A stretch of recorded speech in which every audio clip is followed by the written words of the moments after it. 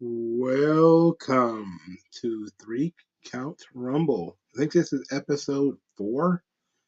I have not been keeping count, but it is our weekly live stream on Thursday nights. I don't see anybody here yet, so I don't know. I don't know what to do. I don't know what to do with my hands. I don't know what to do with anything. But for some people who are going to come in a little bit late, I'm going to run down our agenda for the evening. Just some ideas I have. Of course, sometimes I am completely and totally taken off track, but we are definitely going to be talking more about Andrade and Sammy Guevara.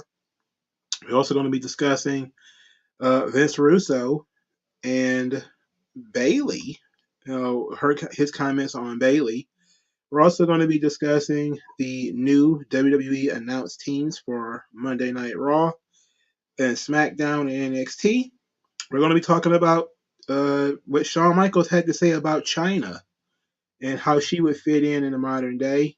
And the last thing is how Melina chose to defend the Divas era. So there's a lot going on.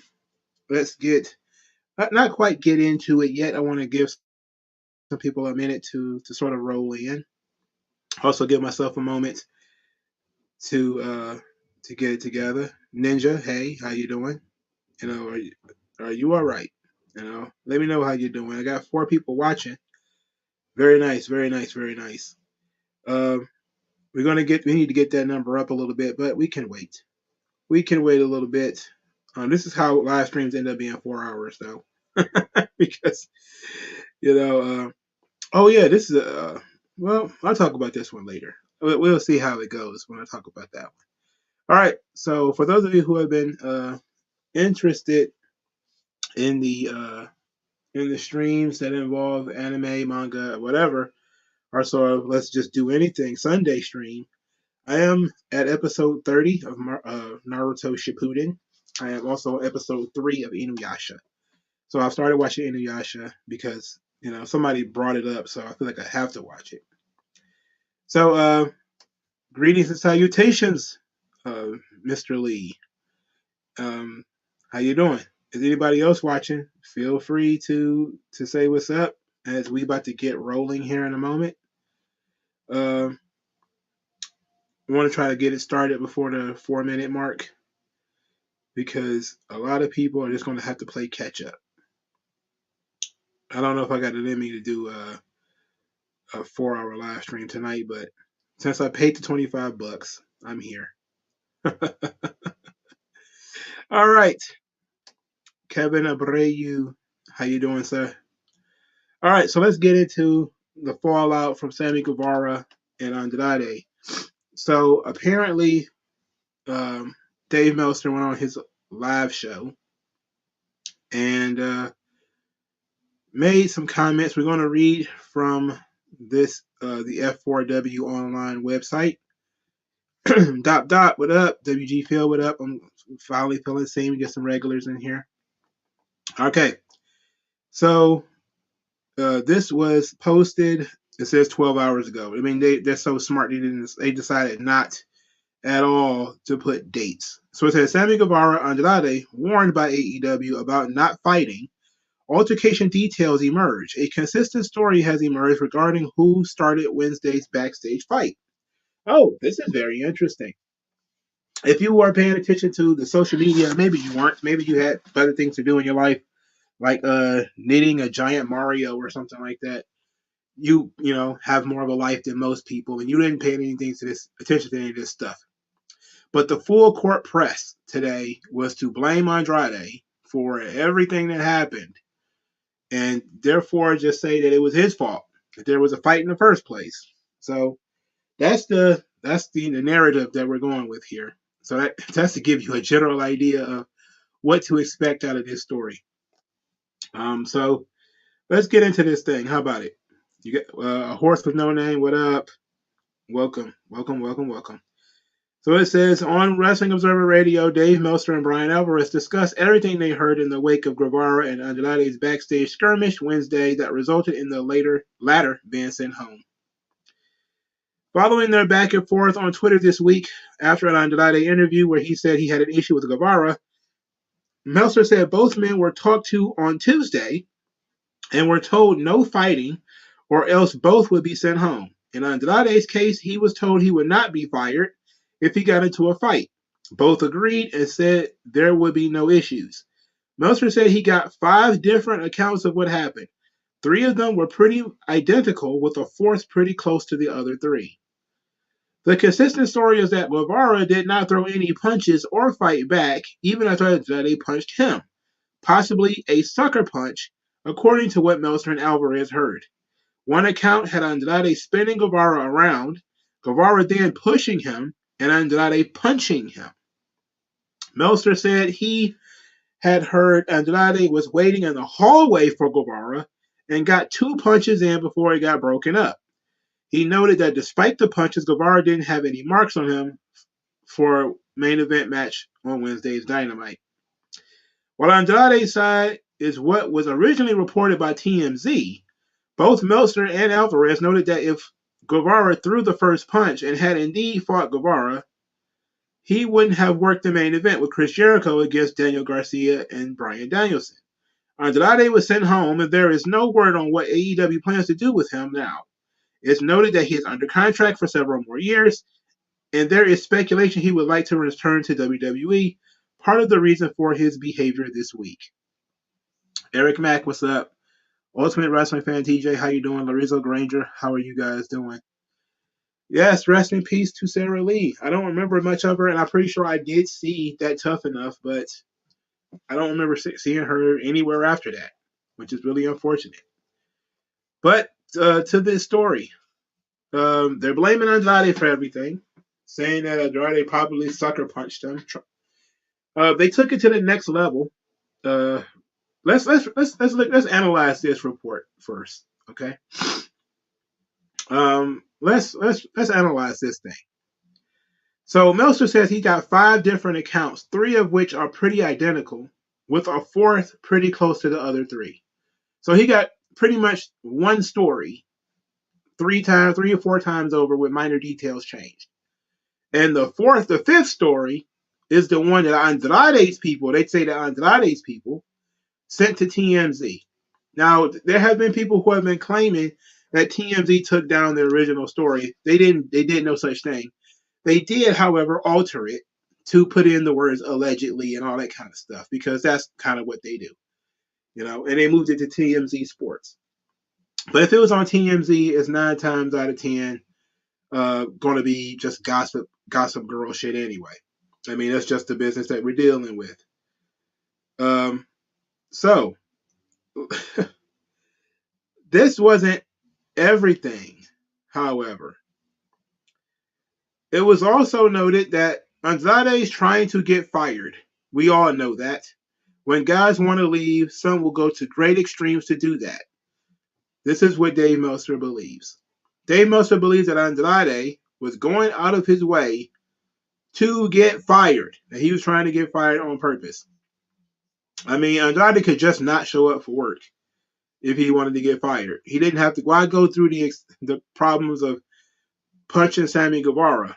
Why not just, hey, I decided I'm not going to show up. I decided I'm not coming, But let's go through this interesting piece of business. This is from the Wrestling Observer Radio. It says, Tuesday night, they were both talked to, both of them, and they were told no fighting. And Andrade was told that if this is your idea, you're not going to get fired if you fight, but you will be sent home. And Andrade said, don't worry, nothing's going to happen. There's going to be no fighting. This was Tuesday night. Sammy was the same thing. Nothing's going to happen. They had security there. Everybody was warned ahead of time. Alvarez then steps in and says, the story was not on TMZ that I heard from multiple people was that, in fact, Sammy did not throw any punches.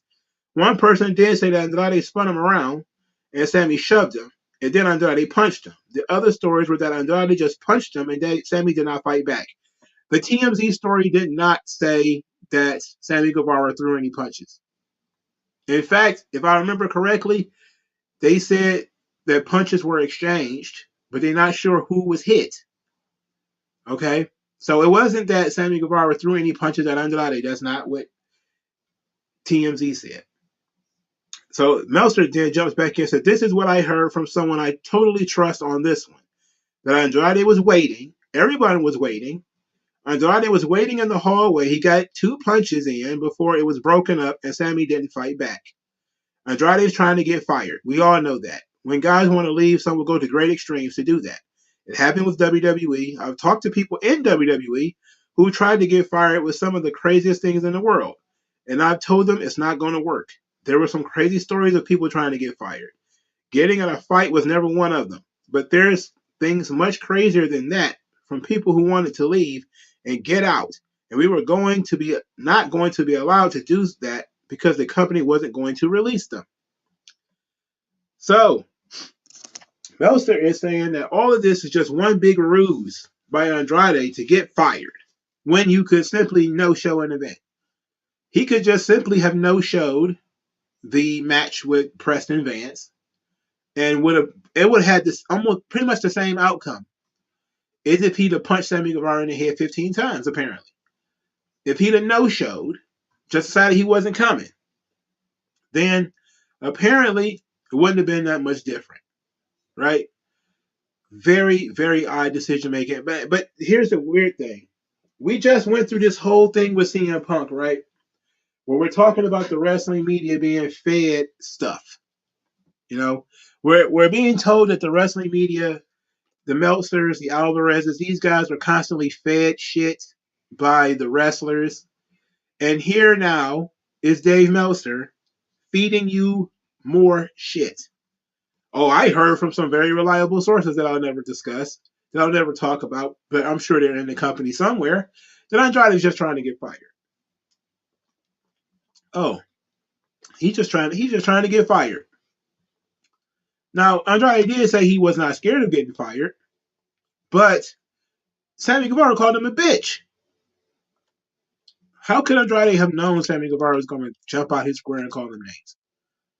How did he know he was going to do that? Now, you called me out my name, and I see you in person. Okay, it might be on.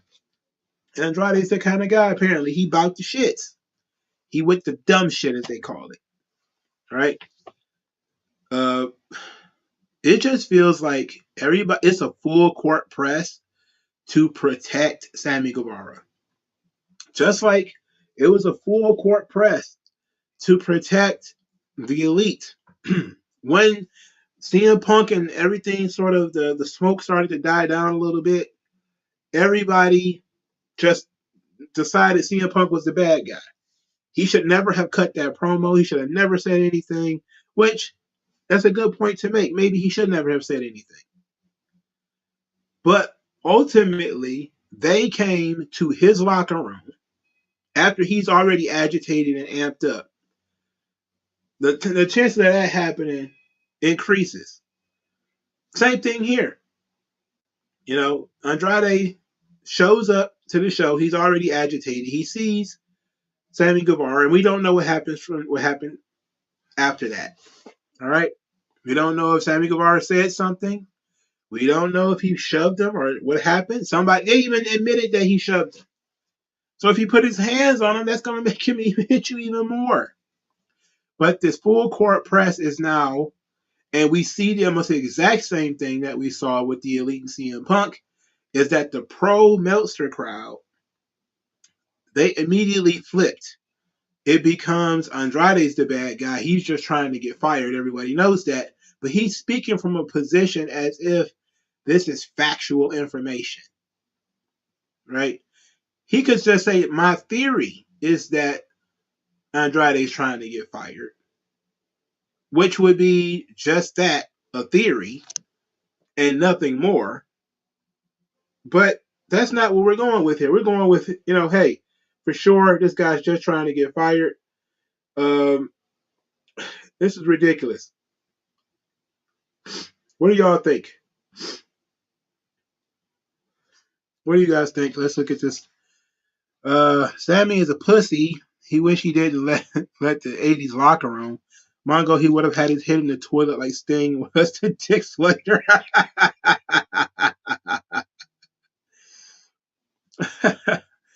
AEW wrestling crazy dramas. Where did it go? Where did it go? Is insane. That's true. Sammy deserves even more ass whippings.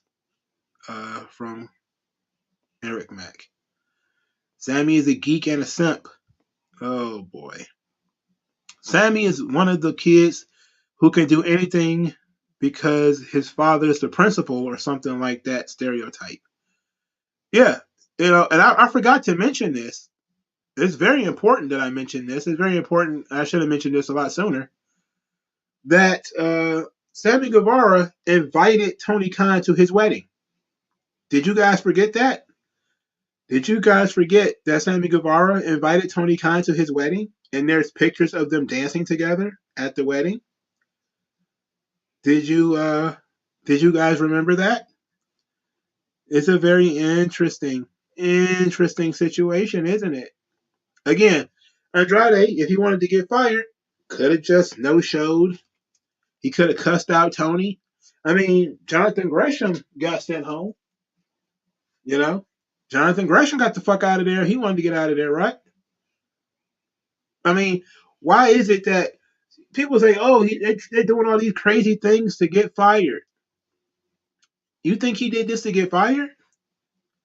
He can work anywhere he wants except WWE.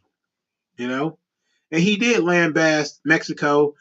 I didn't listen to Conan's response to that yet. I would make that part of this, but the video on Conan's channel is 20 minutes, and I can't sit through 20 minutes of that. You know, I can't put you guys through that. It's just too long of a video. But maybe we'll push that one back to some other time. But yeah, somebody did make a porn parody of Sky Blue. It's literally on Twitter. It's gross. It's gross as fuck. We're in an interesting time where these guys are just pitching ideas out there. Oh, he's just trying to get fired. We all know that. Like, oh really? Oh really? Randy Sam, I did not see Tales of the Territory yet. I went to bed. I had to go to work the next day. NXT was enough for me. I had to do a show, so I decided not to stay up till 11. Especially since I knew I had to do it again the next day. I had to go back to work, and then I was gonna have to stay up again to do Dynamite. I just couldn't. It wasn't in my. I didn't have the energy to stay up. I will watch Tales from the Territories tomorrow, and I will probably do a review of it Sunday. That's probably now. I don't have to work on Saturday, which means I'm definitely going to be able to watch Extreme Rules live. Now, Bound for Glory is also going to be on Friday, and I probably will be watching SmackDown, and therefore will probably watch Bound for Glory the next morning. So I'll probably do Bound for Glory, the review for Bound for Glory, on Sunday as well. So you'll probably get a lot of me on Sunday, because you'll probably get the Bound for Glory review, Tales from the Territories review, and a live stream on Sunday. All right. But at least 2 of them will be recorded beforehand. All right. So as I was saying, we truly believe at this point that Sammy Guevara is trying to agitate the entire backstage area. I don't know. Like, what is it about the guy that has people so tied up in a knot? I don't get it. Not that I care at all, but it's a very interesting thing. It's very interesting. But people are trying to pitch this as being some kind of unmitigated disaster, that this is something the likes of which we've never seen before. It's like, not really. Guys get into fights. You talk shit about a guy. He doesn't like that you talk shit about him. And so, he's going to punch you in the face. What's up, TM Pyro? He's going to punch you in the face. So apparently Andrade did throw some punches, but maybe they didn't land flush. Maybe he didn't get him too good before he got grabbed, or whatever the case may be. and Sammy Guevara is going to walk away from that one. But let's go to what Brian Alvarez said that he would do about this situation, because I almost forgot that I even had this queued up. He says, let's go into it, because this is actual audio, so you guys might like this. It looks like it's just, to an outside viewer, This looks like an asylum. It looks like it's just madness, and everybody wants out, and they don't need that public look, but that is what it looks like to the public right now. But my point is, because it is a rather small percentage of people that want out and are causing these overall problems, dude, send that small percentage home, pay them for the duration of the deal they agreed to, and be done with it. Yes, it's going to cost you some money, but it's going to cost you less money than you think. Because it's not like you're sending home 50% of the roster. You'll send home 3-4 people. The locker room is going to be way better off without those people there if they're really unhappy being there. And you move on, and you set the precedent, and that's the way that you deal with this issue. That's what I think. To an outside... pay people to sit at home. An idea that only a multimillionaire could possibly have, or a billionaire. We're going to have you sit out your entire contract, which, if WWE had done that, and remember, there was almost all of these people are Free Ali types, right? Free Ali. WWE is a prison. They didn't want me to, to go out and make any money. All this crap, right? But now, Andrade's got, quote, years on his contract, and they want him to sit at home. How long do you think this guy's going to be able to sit at home? Why would you keep paying it? The purpose of paying somebody is that so that you can get value for value, not to play defense. This is what Vince did, and it was a mistake.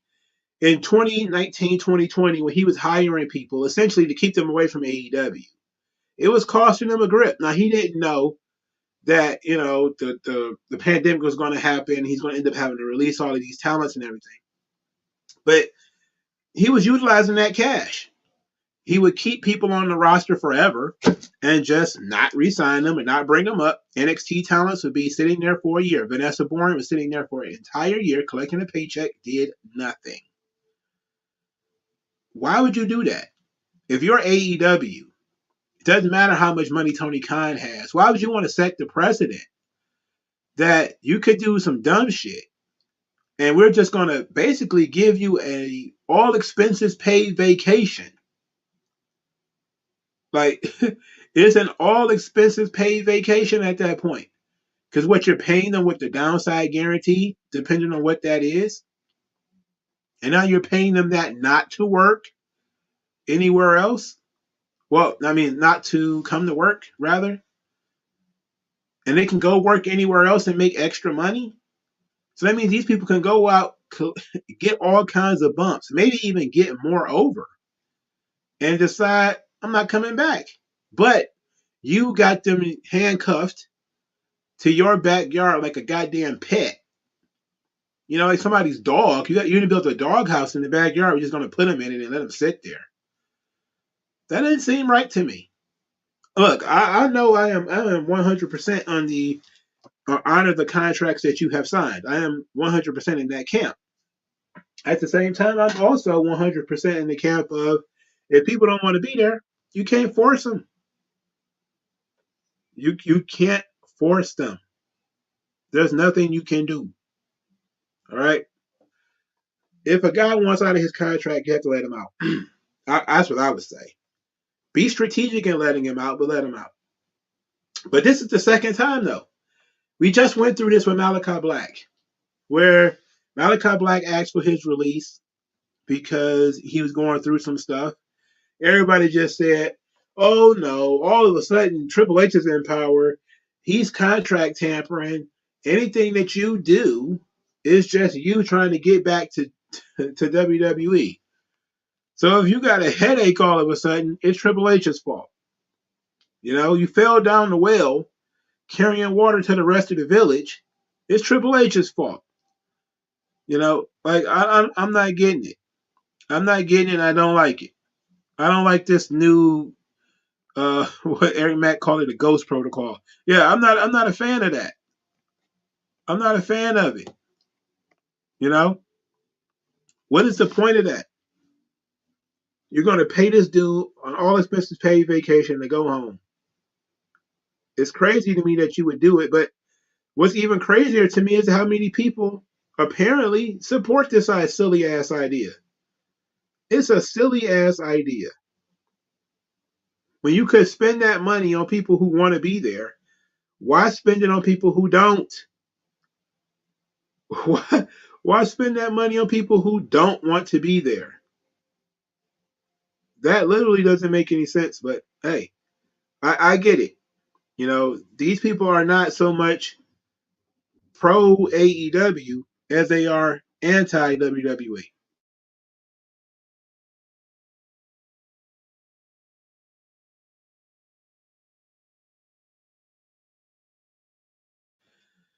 So they're not just pro W anti AEW. They're pro AEW anti WWE. That's really what it is. Yeah, Paige did that for a long time, but see, that was WWE's choice though, because she wanted to do some stuff. You know, they wanted her to do stuff, and they was just kind of like, nah, just go sit at home and chill. You know, and then when her contract ran up, they was just kind of like, okay. But they also, when it comes to Paige, she had that injury, so it was a different situation. She had a fucked up neck.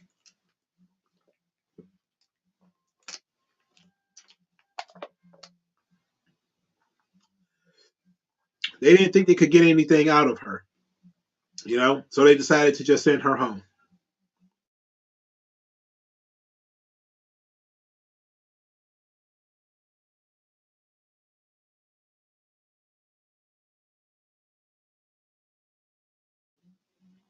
I mean, yeah, what a weird thing. Andrade's just trying to get fired. There's 100 ways for you to get fired, bro. You could just quit if you don't want to be there. I mean, that's the easiest thing in the world to do, isn't it? I'm not working here anymore. I'm going home. End of story. There's nothing nobody can do. What are you gonna do? Sue you? And I thought this was an interesting thing that one of my subscribers said. That what if Andrade was to just basically, well, they framed it in a way that Andrade could just go and jump on Monday Night Raw or something like that. Like, well, you'll get WWE sued. But if Andrade refused to work, would he get sued? Maybe. They would have cause to terminate his contract, and maybe there's going to be some kind of clause in his contract where if he doesn't work, he has to suffer some kind of financial penalty. But there's not much that you can do if a guy refuses to go to work. There's just not much you can do. Right. I'm not saying, like, why can't people just quit? Why do you gotta go through all these elaborate schemes to get fired? Like, that's what people think, like Jeff Hardy went through this elaborate scheme to get fired. I don't know. It's weird. If Andrade wanted to not get booked anymore, look, they stopped booking Brian Cage because Brian Cage's wife said something negative about the company. Brian Cage's wife said something negative about the company. They stopped booking him. He wasn't on the show for 16 months. He wasn't on the show for 16 months after his wife called out AEW for the way he was being booked. It was that simple. No elaborate scheme, nothing. There was no elaborate scheme. There was nothing to it. I don't want to be here anymore. So he didn't show up. I mean, very weird. Very weird. Um, but people just can't quit. And Meltzer has to turn everything into a goddamn conspiracy theory. So we're interested in that sort of in that talking point. But we're not done. Now, on the Andrade situation, I feel like we've talked a lot about that. Let's get into this new brouhaha that we got here with Vince Russo and Bayley. And I think this is a very interesting situation because Vince Russo was actually trying to be nice, and it got turned on its head in a very interesting way. Uh, I this is going to be very strange. That Vince Russo had a problem with Bayley. Apparently, a couple of days ago, he talked about Bayley being on TV and that she wears the same thing every week. That's what he claimed. He claimed that Bayley was wearing the same thing every week.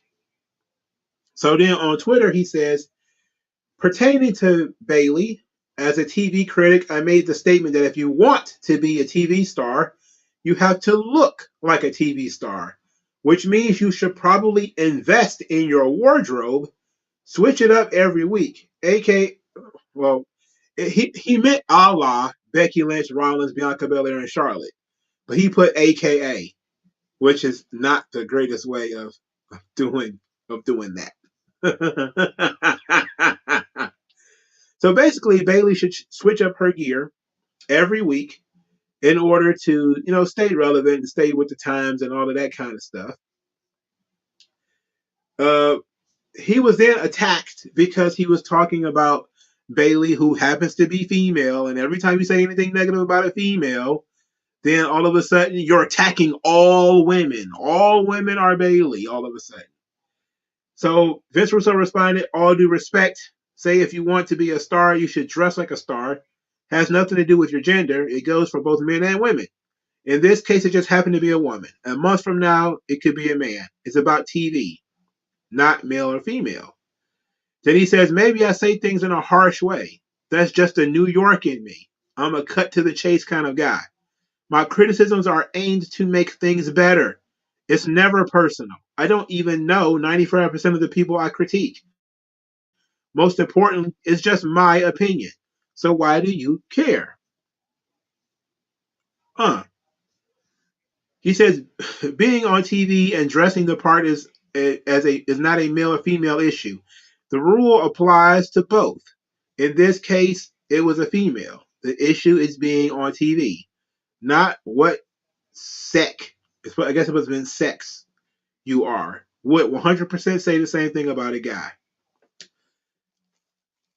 Not bad on Vince Russo's part. Now, before we get to Becky Lynch's response, let's talk about this whole thing about changing up your wardrobe. Now, this is something that a lot of people give Randy Savage credit for. WrestleMania 4, he had all these different gowns and, the robes and everything. It was very nice.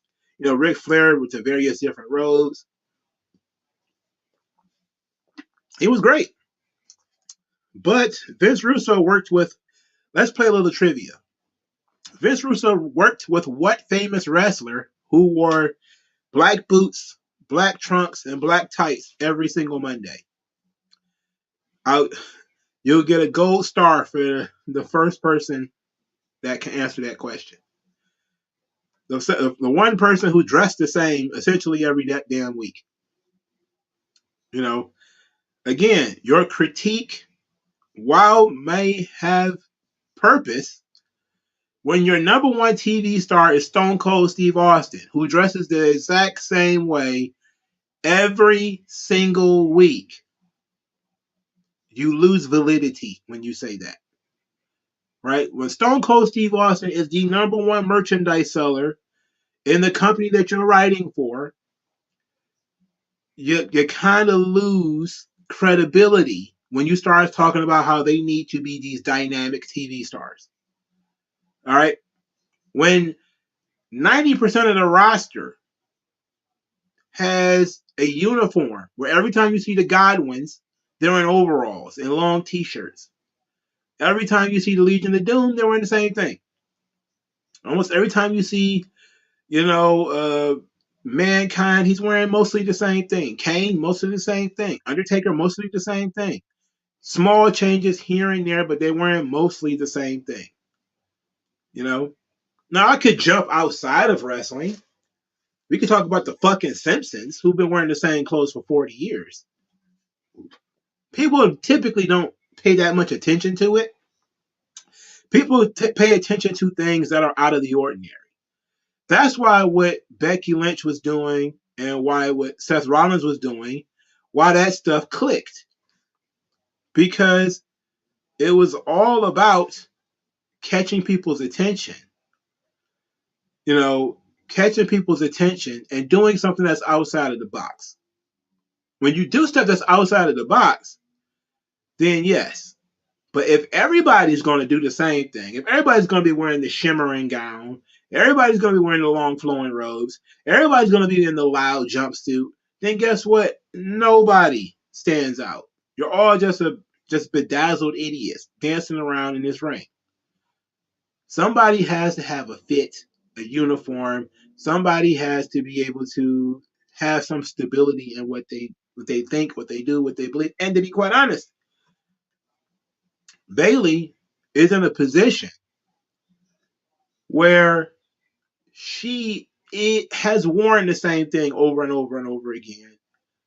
Switched it up, got the attention of switching it up, cut her hair, switched up her gear, switched up her theme song, everything. It took a while for people to get used to it, but ultimately they did. And that's really what got her over. And she didn't change her outfits that much. She didn't go back to, being bedazzled every week. She switched everything. She became a different sort of thing.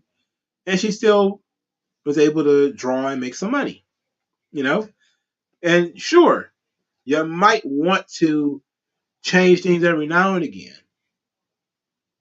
But I don't see his critique as having much weight when Hulk Hogan wore the same thing. Jeff Jarrett wore mostly the same thing. AJ Styles for years wore the same thing. Samoa Joe for years wore the same thing. It's like wrestlers have tights. They have gear. They have a look. They have a brand. Unless your brand depends on you being that sort of dynamic, over-the-top character, nobody really cares if you wear the same thing or not. Nobody really cares if you wear the same thing. Like Cena wore the same thing for 20 years. Jorts t-shirt, just in different colors. The critique in itself falls a little bit flat.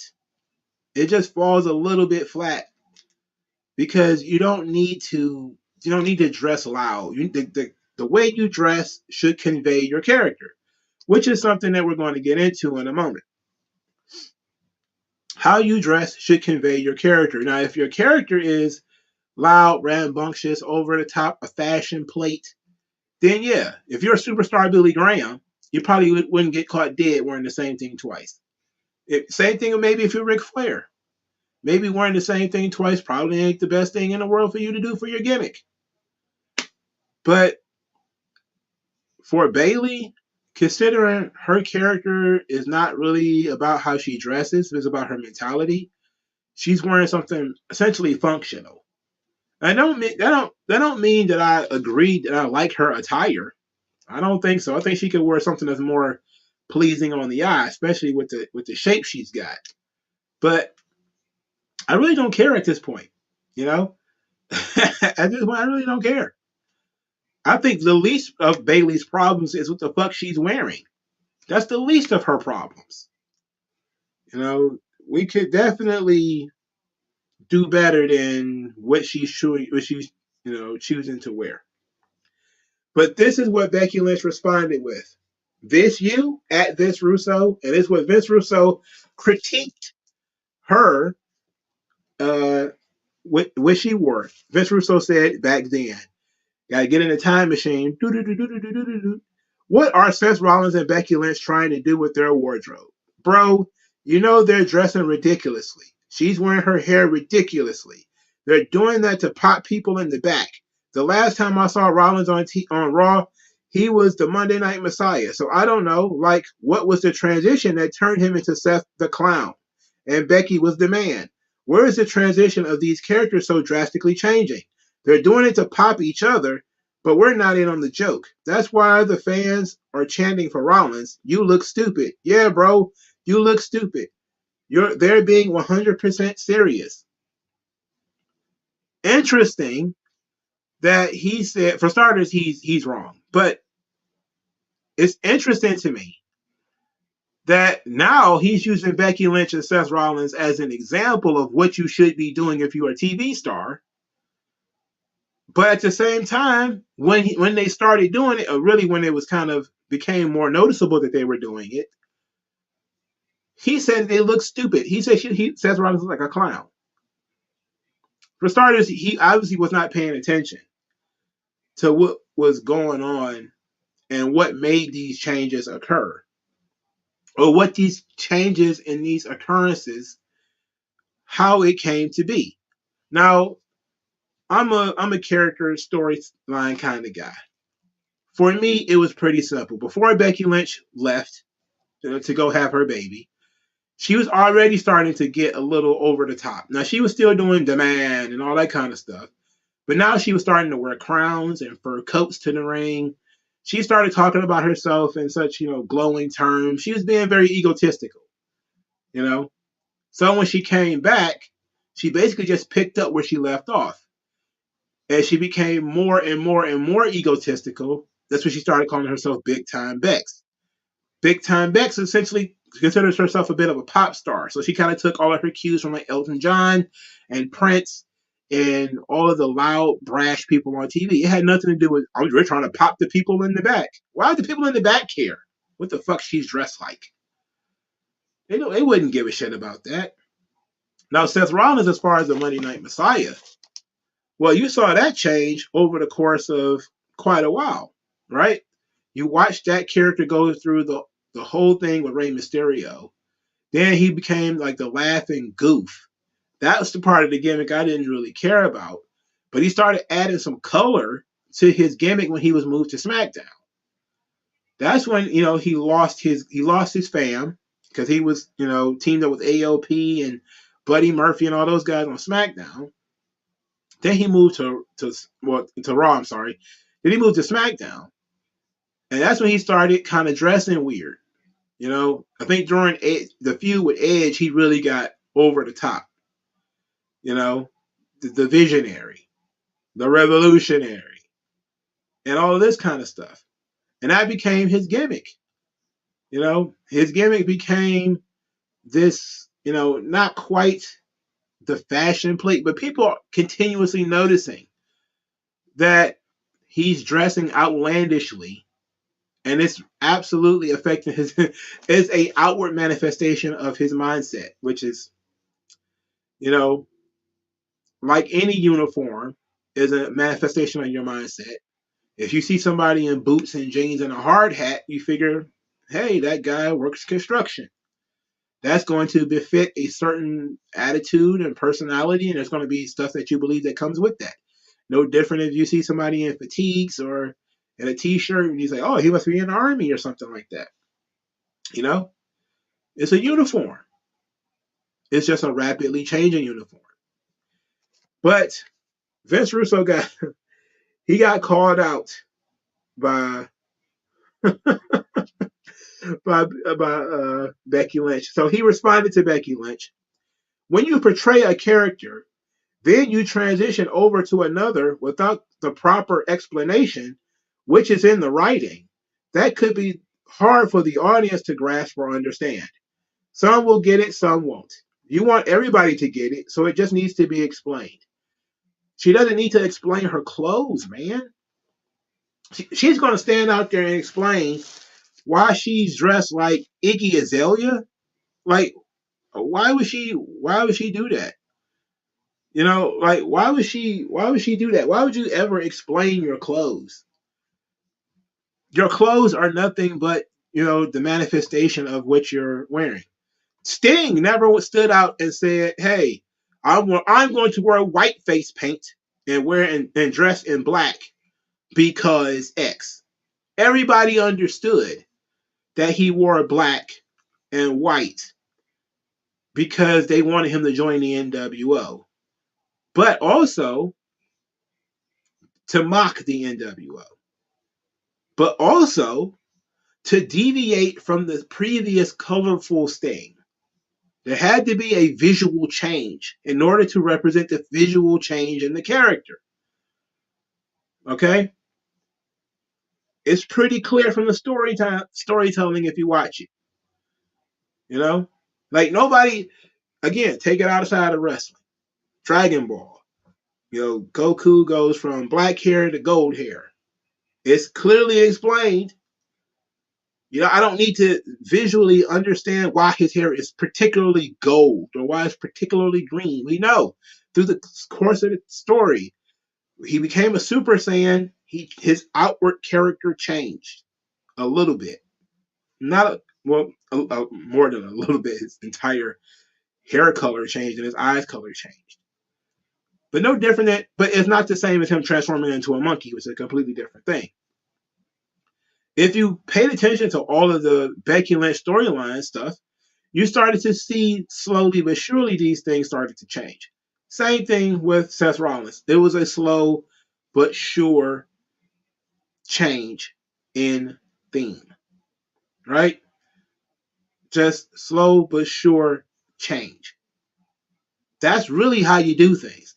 It wasn't done on a dime. Now, if it was done on a dime, I would say he would have a point. Case in point, some of the stuff that happens in AEW, right? Where a guy goes from being one thing 1 minute, another thing the very next week. For instance, what was that? Scorpio Sky went from being a member of what was that, SCU, to being somehow in an MMA inspired gym, and most people were kind of confused. I think they kind of explained it, but it was a weird character change. It didn't change Scorpio Sky that much, to be quite honest. It just explained why he has a certain manager all of a sudden and why he's not running around with Jorge Masvidal. So it's an interesting situation. Let's pause right here because I've had Alto Johnson's comment on the screen for a little while. It says, "Ain't it interesting when the marks say WWE doesn't make stars anymore? Well, because nobody looked like stars." Jimmy Hart, I think, said it best that if you dress like the people, you might as well sit out there with them or something like that. And you gotta look different. You gotta look different. Gotta stand out. And there's a lot of things that people think are silly and goofy and corny and all that kind of stuff. And but it stands the test of time. John Cena's jorts, Jerry the King Lawler's crown. There's plenty of things that happen over the course of a career that some people are going to disagree with in terms of your attire, and it's okay, you know. Yes, WG Phil is talking about Dragon Ball, about the symbol on Goku's gi, his orange gi. It stayed orange the entire time, but the symbol started to change over time, depending on who's Goku's teacher at the time. So that's a subtle change that most people really would not have noticed unless you're really looking for it. But that's something when it comes to wrestling where it's going to be hard for some people to really notice where Seth Rollins started to dress weird, or he's not going to come out and say all of a sudden he wants to dress like this. It just doesn't make sense for him to do so. But you do see it as an outward manifestation of who he's supposed to be. When you are a kid, and that's the one thing that Vince Russo does have correct. When you do want to portray a character, you should dress the character. That is the right thing to do. That is the right thing to do. So we need to go back into that. I had no problem with the changing of the character of Becky Lynch because she was going in a different direction. Big Time Bex was the heel version of the man. You know, she was super egotistical, and part of being egotistical, she thought that she was some kind of mega star or something to that effect. She was the biggest star in the business. She was the biggest star in the industry. I mean, she pretty much said it in every goddamn promo. The thing is, very weird that WWE is essentially a children's show, and we all know that. But they can write things for the most base level individuals that even children can get it. And somehow fucking 30-year-olds, pseudo intellectuals can't understand it. I don't understand that. I don't get that. It was weird to me that people didn't get why Becky Lynch was dressing the way she was. It's literally in the name, Big Time. Big Time equals Hollywood. Hollywood, you get musicians, you get actors. They dress very oddly. If you've ever seen like the Emmys or the Oscars or whatever, and when they're wearing the most ridiculous dresses in the world, Paris Fashion Week.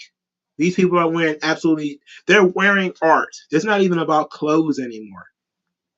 It's about they're wearing art pieces. Like you see the Balenciaga models marching around in the mud. They're wearing spray paint as a dress. These sorts of things are telling us that it's not just about the clothes. It's about a mindset that goes along with daring to do this stuff. London Fashion Week, whatever the fuck. Okay? I don't care. But the important thing is these people, it's an extravagance. It's all about catching people's attention, seeing yourself in a certain level. That's what the Big Time Bex character is all about, what it was all about. He should have been able to follow that premise just by listening to her storytelling. I hope nobody ever wrestles in Balenciaga. It seems like it's a mistake. And to be quite honest, I actually hate fashion. It's absolutely stupid. Like I said, it's not about clothes. It's not about functionality. Can you actually wear this shit? Does anybody actually want to wear this shit? It's it's all about I got money, watch me spend it. Let's see, Ali Hankerson says Seth likes to pay with his Oppenheimer minds like dressing in his shield vest when facing Reigns or wearing Dusty Rhodes inspired gear when facing Cody. Right. It's sort of a mind game thing, But sometimes the clothes don't fit, what he's doing. Sometimes they do, but you never can tell with him.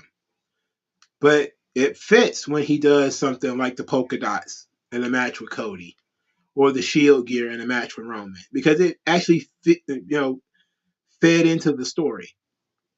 Okay, so we got Becky Lynch coming at his head.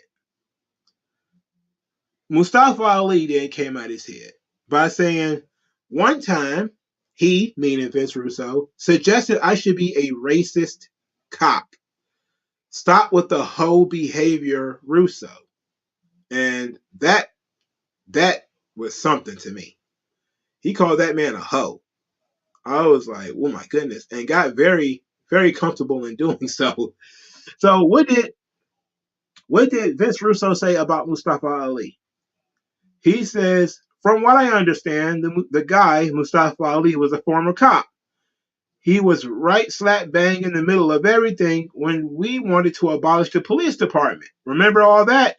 He was there. Could you imagine if he's the babyface talking about what being a cop meant to him? You have no idea. We go out, our lives are on the line, we've got to make pinpoint decisions. Yeah, we can make some mistakes. Really getting that sympathy and telling that side. But then when he's wrestling in the locker room, we see shades of the guy really being a racist. Stuff like that. People are going to talk about that. They're not going to talk about a guy coming in with these monsters, Come on. there is some stuff that is right there, right in front of their face. Vince Russo then denied that he said this. So, so Mustafa Ali provided the video. So then Vince Russo says, quote, "So glad Ali brought up the racist cop angle I pitched on Sportskeeda. I asked him to send the clip because I can't remember everything I say. I do about 10 to 12 shows a week. What a great controversial angle. So topical right now. Would 100% get him over as a heel." Oh boy. You know what would get people over as a heel? Going out there talking about gassing the Jews. That would get you over as a heel. You know, just have Gunther, and Jim Cornette talked about this on his show, right? That you could turn Gunther into the perfect Nazi commander. And he could go out there goose stepping with his swastika and talk about, you know, hanging Jews from the clouds or whatever the fuck. He'd get tons of heat. It's like, yeah, he might get tons of heat, but that's kind of fucked up. You know? Maybe you don't want to go that way with it. You know? Because you know, for a long time, the WWE had this guy called the Big Boss Man. We didn't add racism to the Big Boss Man, you know? We just did the Big Boss Man, you know? We already had the Big Boss Man, bro. He was a corrupt police guard, or corrupt security guard, police. What was it? It was a prison guard. I'm sorry, corrupt prison guard, good guy prison guard. You know, serving hard time. Boom, boom, boom. Serving hard time. Boom, boom, boom. We didn't need to do the race angle. And he was from Georgia. And we still didn't pull a race angle. Mustafa Ali's from fucking Chicago. It's so topical, right? That's like, this is one of those wrestling bubble concepts. We're going to make a racist wrestler. We would have ruined this fucking guy's career.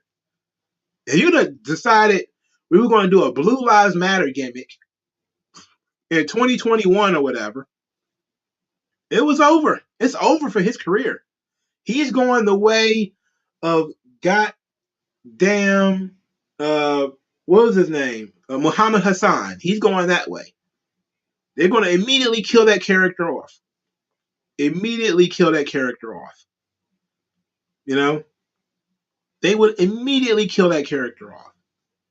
Jeffrey Dahmer is a good example right now. Like, Jeffrey Dahmer was gay, but they don't want to talk about him being gay. They don't want you talking about him being gay. He's also a pedophile. You don't want to talk about that either.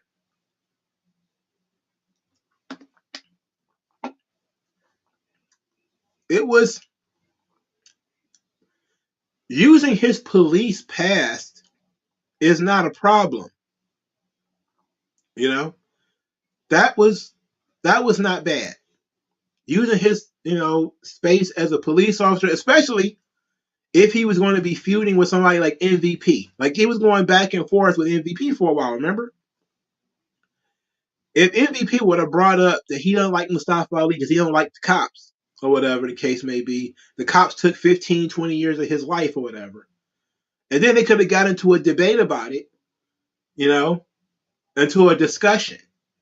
Two adults from a position of MVP as a former criminal who's reformed himself, and Mustafa Ali as a guy who used to be a police officer who decided not to go that way anymore. Those two could have interesting discussions. That could create interesting levels of heat within their storyline, within a storyline between the two of them. But to have him be a racist police officer is the dumbest fucking thing in the world. It's stupid as fuck. And it's the kind of shit that makes me very glad that Vince Russo is not anywhere to write this crap anymore. It's dumb as fuck. It's that old carny shit that doesn't fly. It didn't fly in 1999. It sure as hell ain't gonna fly today. And besides, why the hell would you want to do that to Mustafa Ali?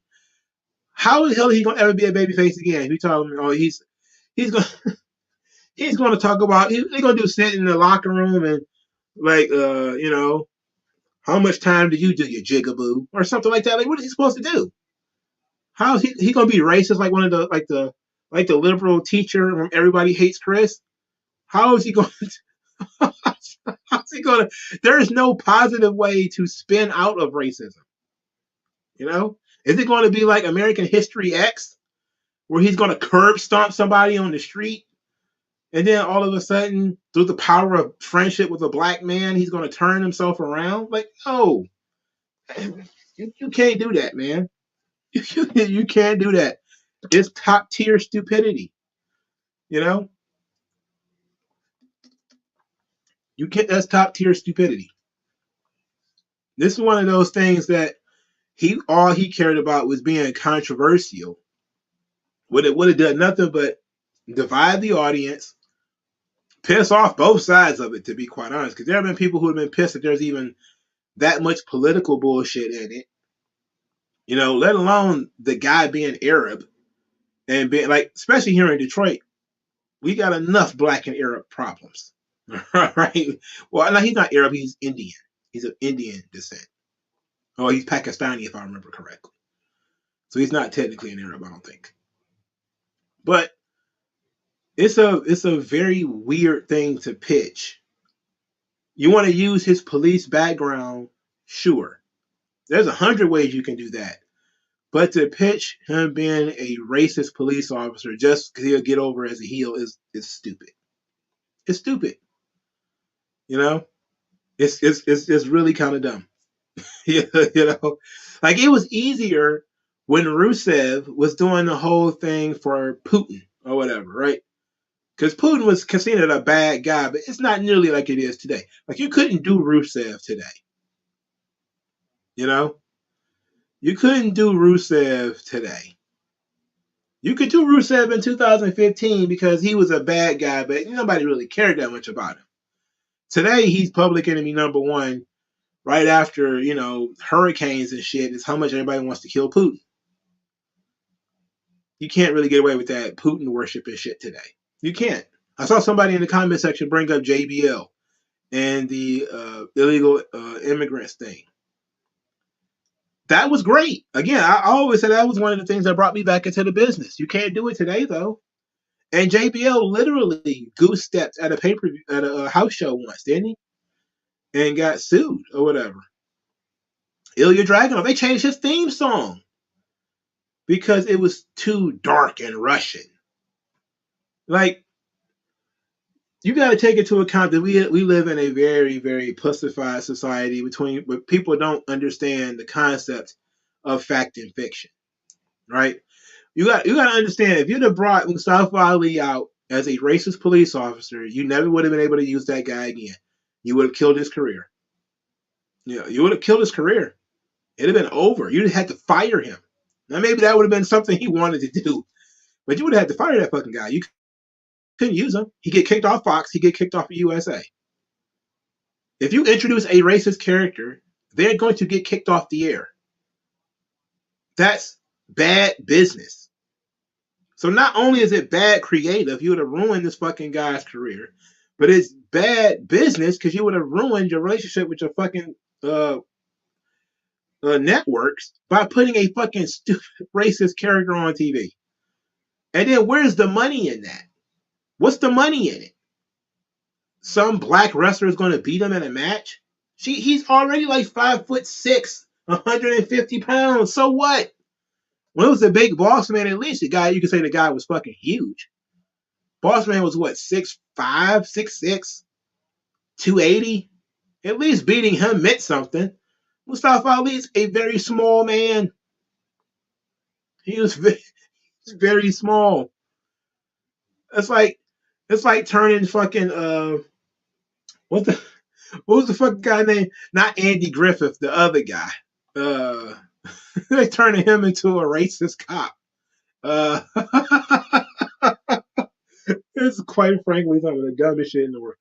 But it just goes to show that Vince Russo, in his desire to grab headlines, which is not your job as a TV creator, is not to get trending in the newspapers and all that kind of shit. It is to provide quality entertainment. And I'm seeing that, now. And I do want to talk more about this police thing, which we'll get into it in a moment. But Vince Russo, and I read in the book on, what was it called? Nitro, the book, that, of course, the idea behind putting the title on the fucking I want to say jackass guy, the fucking actor. The reason he put the belt on him was to sort of to get people's attention. The Barney Fife, yes, Barney Fife as a racist police officer. That's Mustafa Ali in the locker room. That's stupid. Anyway, the idea being that we're going to ruin this guy's fucking career. It's goofy. Now, to the police thing, there have been people, I just saw it recently, that there is people who are trying to get Law and Order SVU taken off the air. Okay? They called it propaganda. The cops always have the right answer. They always arrest the right person. So as woke as Law and Order SVU has gotten, and trust me, it's gotten pretty goddamn woke. I just saw an episode not too long ago, hell, literally tonight, where they did the Stop Asian Hate episode of Law and Order SVU, and the murderer was a white guy. I'm like, oh, really? The murderer was a white guy. All those videos of random black people beating up Asians in the street didn't happen, apparently. It didn't happen. You didn't see that. Men in Black flash. So no matter how much Mariska Hargitay and all of her minions have been trying to get people to buy into this show as some kind of SJW version of what the police could be, these people just hate fucking the police in general and want the show canceled. They want all, what is it currently 3 episode different things of Law and Order SVU on the air currently, and they want them all taken off. They recently did a Rolling Stone top 100 TV shows or something like that, and I don't think Law and Order, any of them, made the cut. But Watchmen was on there, and Watchmen was only on there because, well, this fictional show taught people about Tulsa, Oklahoma, and the Black Wall Street riots. Phony horseshit Hollywood stuff. Yeah, there are definitely better shows on TV about better than Law and Order. Absolutely. But the point of entertainment isn't to inform, it is to entertain. This idea that somehow you have to learn a lesson from your entertainment. It's like, no, this motherfucker sat down and came up with a story. It literally came up from his memory, from his creative parts of his brain. And maybe if it was a team of people, it came up from the creative portion of a collective of brains.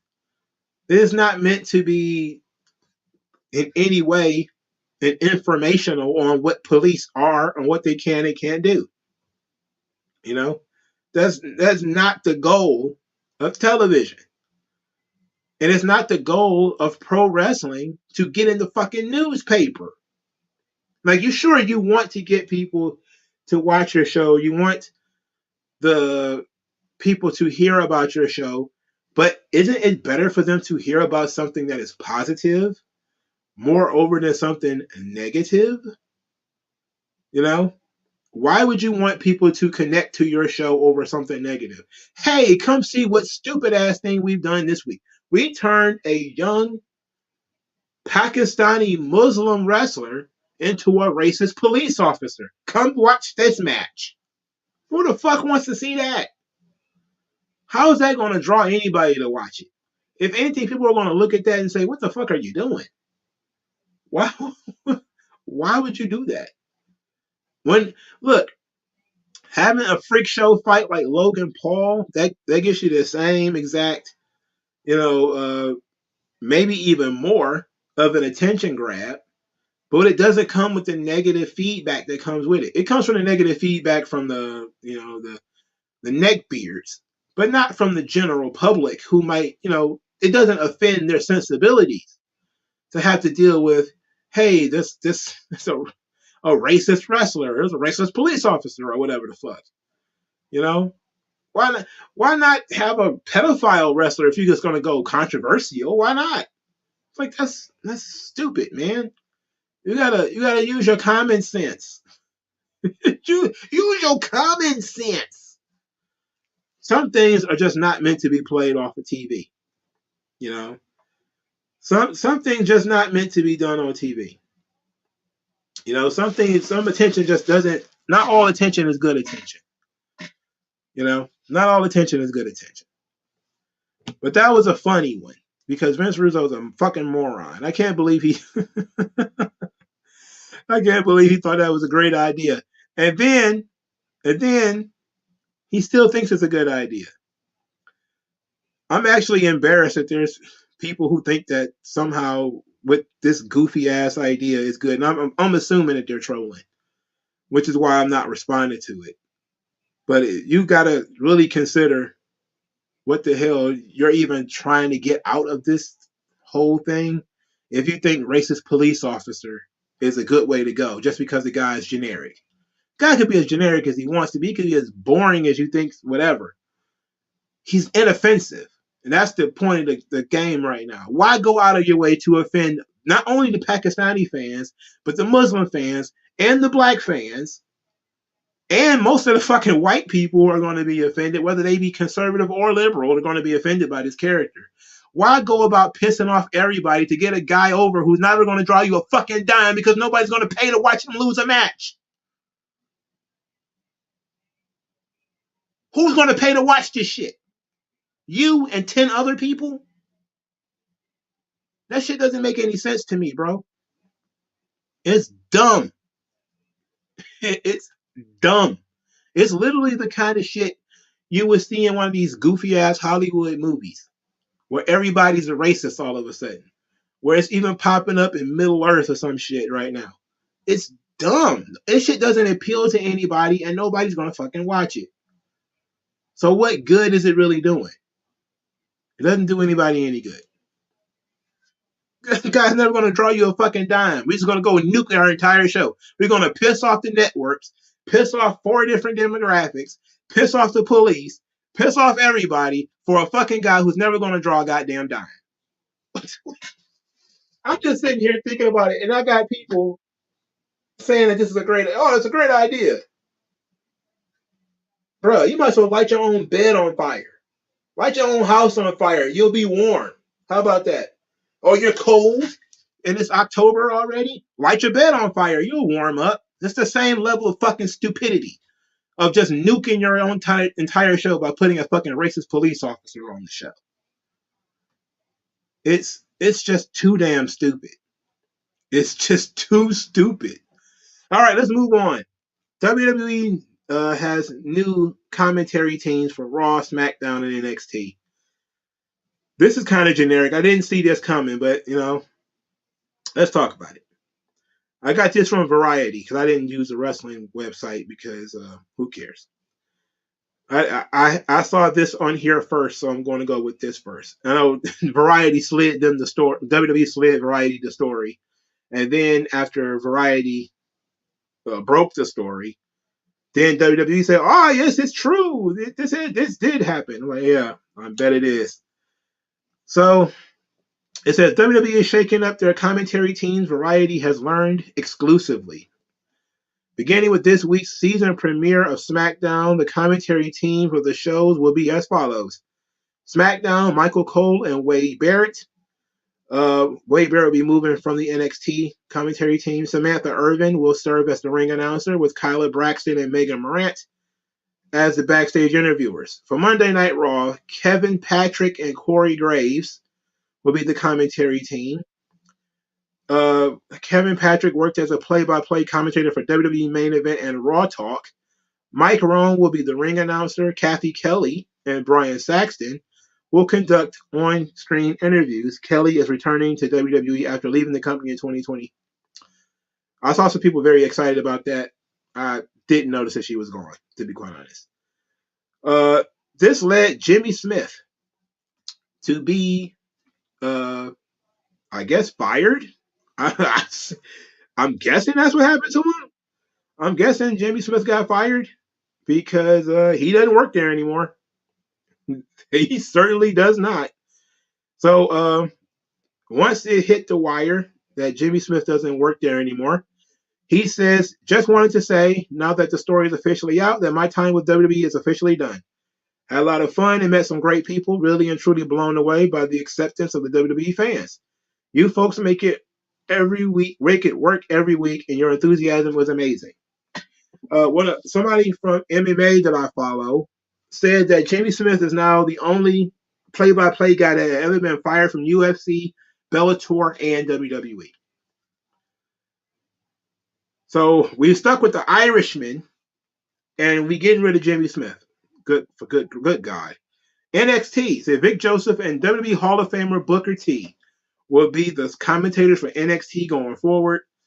Boy, Alicia Taylor is the ring announcer. Mackenzie Mitchell will continue as the backstage interviewer. Pat McAfee announced in early September that he will be taking a temporary leave from WWE to do an analyst for ESPN College Game Day. He is expected to return to WWE upon the conclusion of the football season. So Pat McAfee is out for the foreseeable future. Will be replaced by Wade Barrett. So they're going back to the two-person booth, and there will not be three people in the booth anymore, which is, I guess, a superior model, I guess.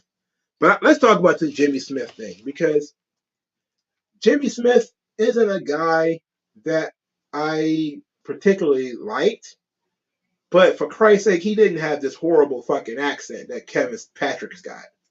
What did Jimmy Smith do that was so bad that he should get fired and replaced by a fucking Irishman who doesn't have full control of the language? Right?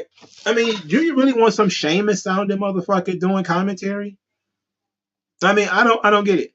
I know that everybody has been scratching and clawing, and they want Triple H to bring back a Mamma Mia. Mm-mm. No. Yeah, and I think Ninja noticed it. It was a Vince hire. Jamie Smith was a Vince guy. So he had to go, you know. But then again, I think all of these people are pretty much Vince hires, aren't they? I think that Samantha Irvin went through NXT when she was a ring announcer. She was brought up, and then Alicia Taylor just took her spot. But Booker T in NXT, I love that. I like that. Booker T is great. He's going to add some great color to that show. I can't wait for Booker T to either call Roxanne Perez versus Cora Jade, because he was Roxanne Perez's original trainer. So he's going to, if she fucks around and win the NXT title and he's on commentary, that could be something special. That could be a special moment. Also, just Booker T being fucking hilarious, is great. Just being fucking funny. I have been kind of torn on the female ring announcers. I'm not going to lie to you. I like Samantha Irvin, the way she introduces, like, say, Imperium. I have been a fan of that. Introducing them in different cadences is really good. But I grew up with, but WWE has always did female ring announcers. It was they did them back in the 80s. There was a female ring announcer. The problem that it's just Howard Finkel, like that for years and years and years. Howard Finkel was kind of the guy, and now we're going and then we had what's her name? Goddamn, Lillian Garcia, and she was good. I don't think these new girls. I think Alicia Taylor is very good. And I think Samantha Irvin was quite good. So I'm not too upset about that. But Booker T on NXT commentary is great.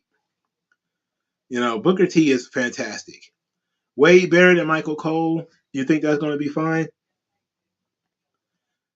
I don't know, man. Wade Barrett is okay. Him stepping for Toxic Attraction was very fun. You know, I think Booker T just he's gonna be wild, man. I just know he's gonna be silly. He's gonna be serving up some humor on that joint with the shuggy ducky quack quack. It's gonna be great. Um, Eric Mack says I saw a clip of Nikita Lyons getting smacked on the butt. That was the first time I've seen NXT in years. Well, you started at the top, baby. Her reaction to that was quite nice. Yes, Mike McGurk was the ring announcer in the 80s. I didn't know she was Leroy McGurk's daughter, but I'm not, But yes, I did. I did know that because I listened to her talk about it with Sean Mooney. Yeah, because she was asked about Vince and the Rita Chatterton thing, and she was asked if she was ever tested by any of the boys or anything like that. And she said no, but I don't think she knew anything about the Rita Chatterton stuff. But yeah, I knew Mike McGurk was the daughter of Leroy McGurk. I just couldn't remember his name. I got a thing about names. I can remember I'm talking faster than I think sometimes, so names are going to slip. But yeah, Mike McGurk, she was one of the original female ring announcers for WWF, and she's on a lot of the old home videos and stuff like that. She's actually quite good too. She wasn't bad, you know. Why they moved away from her, I don't know. That's a good question. I don't know. This is the one thing I wanted to discuss though. A third right wing. Most of these announcers are generic. Samantha and Alicia are good ring announcers. They need an Impact Raw lead announcer. They don't have it. What the early part of this point is that most of these announcers are very generic. That is true. That is true. When Sudu Shah was on NXT, and I said he was a bland, inoffensive voice to NXT, that was a compliment because I'm not sure if WWE wants another Jim Ross. If they want somebody else who brings a unique color to the show, I think they want somebody that blends into the background, you know. And this is the thing, like Vince was not particularly great at anything, but he was fantastic at shit. Like I'm one of those people that I love Vince play by play. All right, Vince doing play by play, I loved it. Why? He did not call any moves because he didn't know them. He stuck to the storyline, and he had incredible enthusiasm.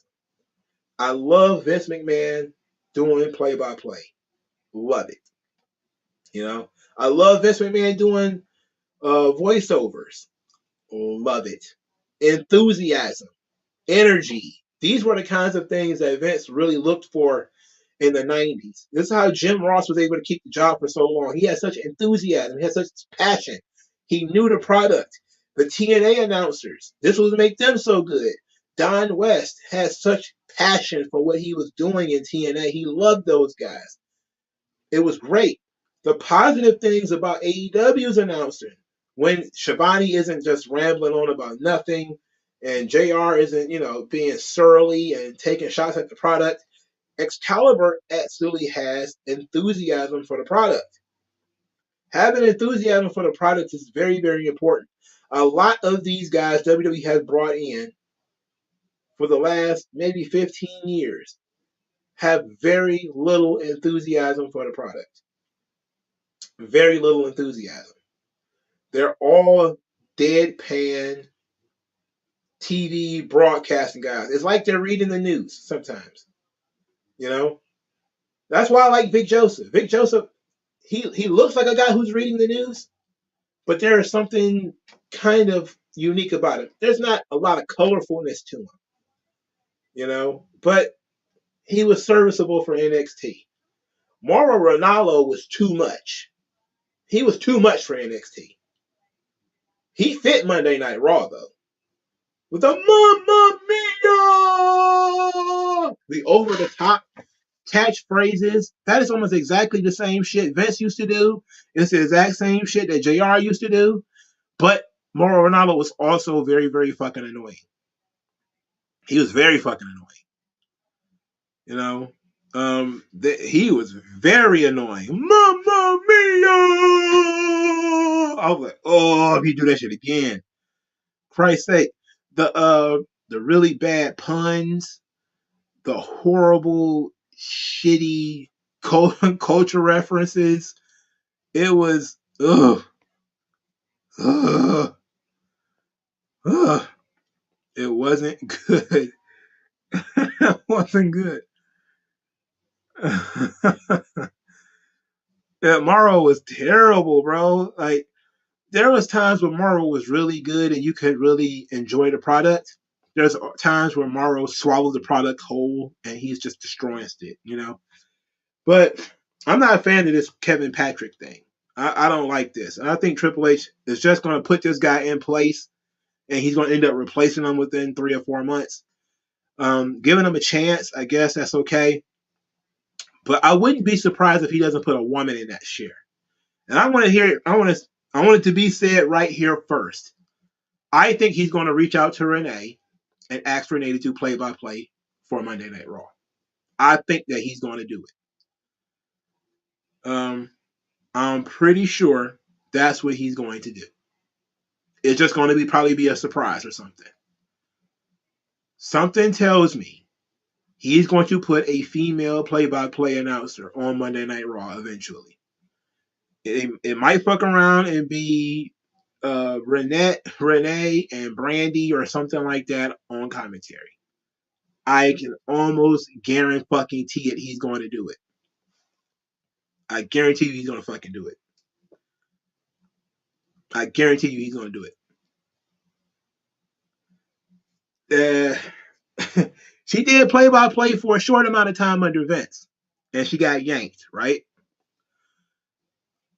The thing is, if Triple H has got to create a voice for his era. He didn't want that to be Jimmy Smith. You know, Jimmy Smith's got enough time in, you know, he's kind of like we're just going to let him ride for a little bit. But he's going to want a voice for his era, but he also likes fan service. I've been talking about that a lot on this channel. I think that when given the opportunity, he's probably going to look and say, what female can I throw on this announce team? As soon as this Kevin Patrick guy doesn't work out, watch what he does. He's going to swap that motherfucker out. He's going to throw a woman in there. I guarantee you it happens. It's probably going to be Renee. And I can tell you it's going to be Renee because, one, she's already done it. So that means she's already got the experience. B, she's very, very popular with the fan base. So people are going to be like, yay, Renee is back. They already have been teasing her coming back doing little stuff here and there in WWE. You know? I would not be surprised if by WrestleMania, Renee Paquette or Renee Young isn't back being the lead play-by-play announcer for WWE, for Raw. I wouldn't be surprised. Notice this though. Beth Phoenix used to do not play-by-play, but do color for NXT. She's gone. Remember, it was supposed to be a temporary thing that Beth Phoenix wasn't there anymore, right? And then it went from, oh, Beth Phoenix is, it's a temporary thing with her not being there, and then Beth Phoenix just never fucking came back, right? Andrade Vert got fired like 2 months into his run. He didn't last long at all. He didn't last long at all. I think his run was probably just as short as Mike Adamley's. It was a very short run. I agree with Dan Gordon. He'll body slam that like button. What is this? Eric Mack has to say. Vince and Kevin Dunn are going to a Donna live simulcast of Raw with their commentary like Peyton and Eli Manning. If Vince wanted to make some money, that's what he would do. He would just sit in his room with a headset on, and you could be able to pay $5 or whatever to get the Vince McMahon feed of Monday Night Raw of him sitting there going, well, I don't understand what's going on here. What a maneuver! Pal, this is incredible, pal. These are the great athletes of the World Wrestling Federation.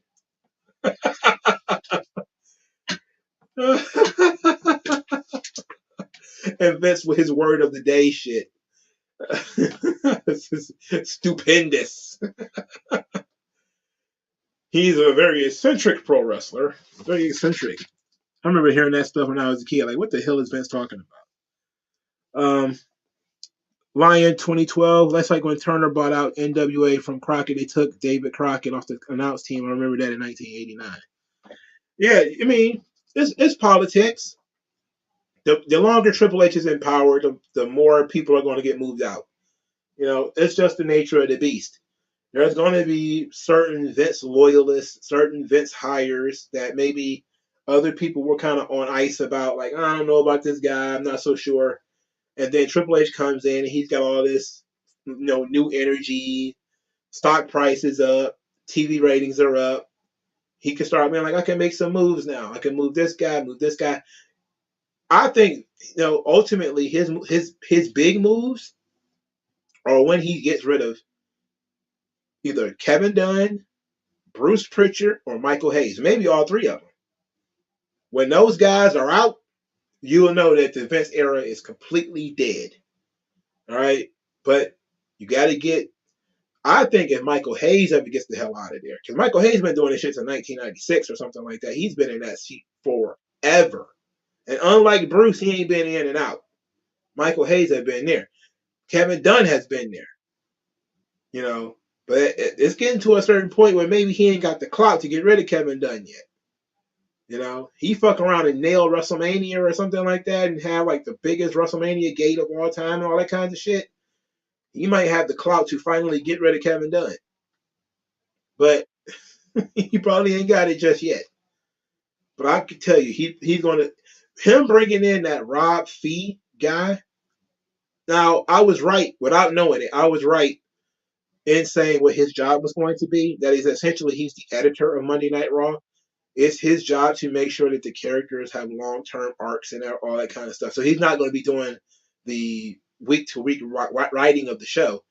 Basically, he's going to be doing the proofreading of the show and then pitching the idea to Bruce Pritchard to make sure that everything is within the right long-term plan and everything makes sense for what has been happening in the previous weeks and throughout history and all that stuff. So he's essentially an editor, which is fine. I like that idea. But bringing that guy in, he's already starting to make some changes to creative. So it's going to be, he's bringing people in. He brought back Ryan Katz to do NXT. He brought back Road Dogg. He got rid of Jeff Jarrett. Jeff Jarrett's fairly new. He was just kind of holding on by the smallest branch on the tree anyway. I'm looking at the big trees in the woods. Michael Hayes, Kevin Dunn, Bruce Pritchard. When he starts getting rid of those guys, we'll know that something has changed. But him getting rid of Jimmy Smith, I'm not surprised at all he did that. I'm not surprised at all he did that. Let's see. Let's go through the comment section. Oh no. I don't know who else it could be. Let's say it's not Renee. He's going to definitely put a female on that announce team. Who else is going to be? I don't know who else it would be. I'm pretty sure there's a female wrestling, a female fan of sports or whatever, who would do it. Maybe one of these chicks ESPN has asked, some Malika Andrews kind of motherfucker who comes over to do. Talk about the death knell of WWE. Bringing over some kind of Malika Andrews type chick to do to do commentary, to do play-by-play. Somebody used to call WNBA games or some shit. That would be garbage. But he's definitely gonna want Veda Scott. I don't think they bring her. Did Veda Scott? Wasn't she one of the women who said that Jay Lethal raped her, attacked her, or something like that? Interesting. Kelly Kincaid, yes. I think Quinn McKay could work. I think I like her. Unfortunately, they didn't call her up to NXT, which she probably should be doing. I don't know. Maybe she doesn't want to travel. Who knows? Um, no, there was two different women who said that. No, you were right. It was Taylor Hendricks. It was Taylor Hendricks and it was Kelly Klein. My bad. Veda Scott. Did she work in Ring of Honor? I'm pretty sure I saw her in Ring of Honor. Yeah, you're right. It was Taylor Hendricks. Taylor Hendricks works for Fightful or something like that, right? I don't. But yeah, Taylor Hendricks was the other one who said that she was attacked by Jay Lethal. I got everybody all worked up with the Malika Andrews drop. Now everybody's like, but she's a moron. I don't know what Byron Saxton is doing. I think he's going to be on the Ross team, but it seems like everybody else is going down to 2. But I forget what they got Byron Saxton doing. Let me take a look. Let me take a look again because I actually screen captured some of it, but I don't remember at all what Byron Saxton is supposed to be doing in terms of this new shakeup. Yeah, Lita and Beth Phoenix. They can all, but we're talking about play-by-play. We're not talking about color. Now, they can do color. They've already done it.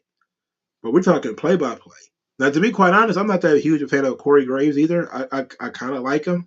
But also, Byron Saxton is going to be an on-screen interviewer. So he's off commentary. So, yeah. According to Fightful, he's off commentary. He's going to be a backstage interviewer along with Kathy Kelly. So, well, Kevin Patrick and Corey Graves, good Jesus. And Michael Cole is the boss of all of these people. So I'm guessing he's had some kind of hand in this whole thing. Good job, Matt. So what is Wade Barrett going to do when Pat McAfee comes back? So what is that? What's going to happen then? Is Wade Barrett going to get kicked back to NXT? Okay, so then what about Booker T? So I'm guessing the Booker T thing is going to be temporary, and he's going to be filling in for Wade Barrett, who's going to be filling in for Pat McAfee while Pat McAfee does College Game Day. Huh? Huh? That makes no sense. Oh yeah, the draft. The draft where Jim Ross didn't know he was going to get traded to SmackDown. Oh, he was not happy. Ooh, he was not happy. He was an unhappy man that night. He was unhappy as hell that night. Yeah, I don't see the thing about the on-screen announcers or the on-screen interviewers, because none of them have a Mean Gene Okerlund type of personality. They all just blend in. It's the same thing with the commentators. They all just blend in. If it like the only thing about Mauro Ranallo is "Mamma Mia, Mamma Mia," him screaming into your ear for 2 hours was was something. Oh man, but Michael Cole being the boss of I don't know what they call it. What I wonder what is that position actually called? But he's the head over all of the announcers and commentators and all that kind of stuff. That's how him and Corey Graves were able to make that joke a couple of weeks ago about him getting fined for saying stuff on TV. But I'm definitely disappointed that Jimmy Smith is going to get axed for this Kevin Patrick dude. This literal who came out of nowhere. He's a literal fucking Irish guy. But I don't know, man. This is not good. Yeah, wait, definitely have to go back to NXT because this is going to be temporary.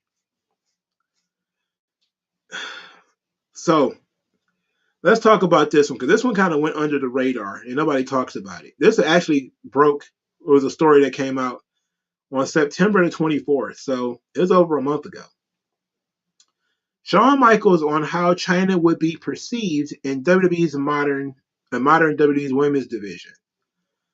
So Shawn Michaels said, quote, he was talking to the New York Post.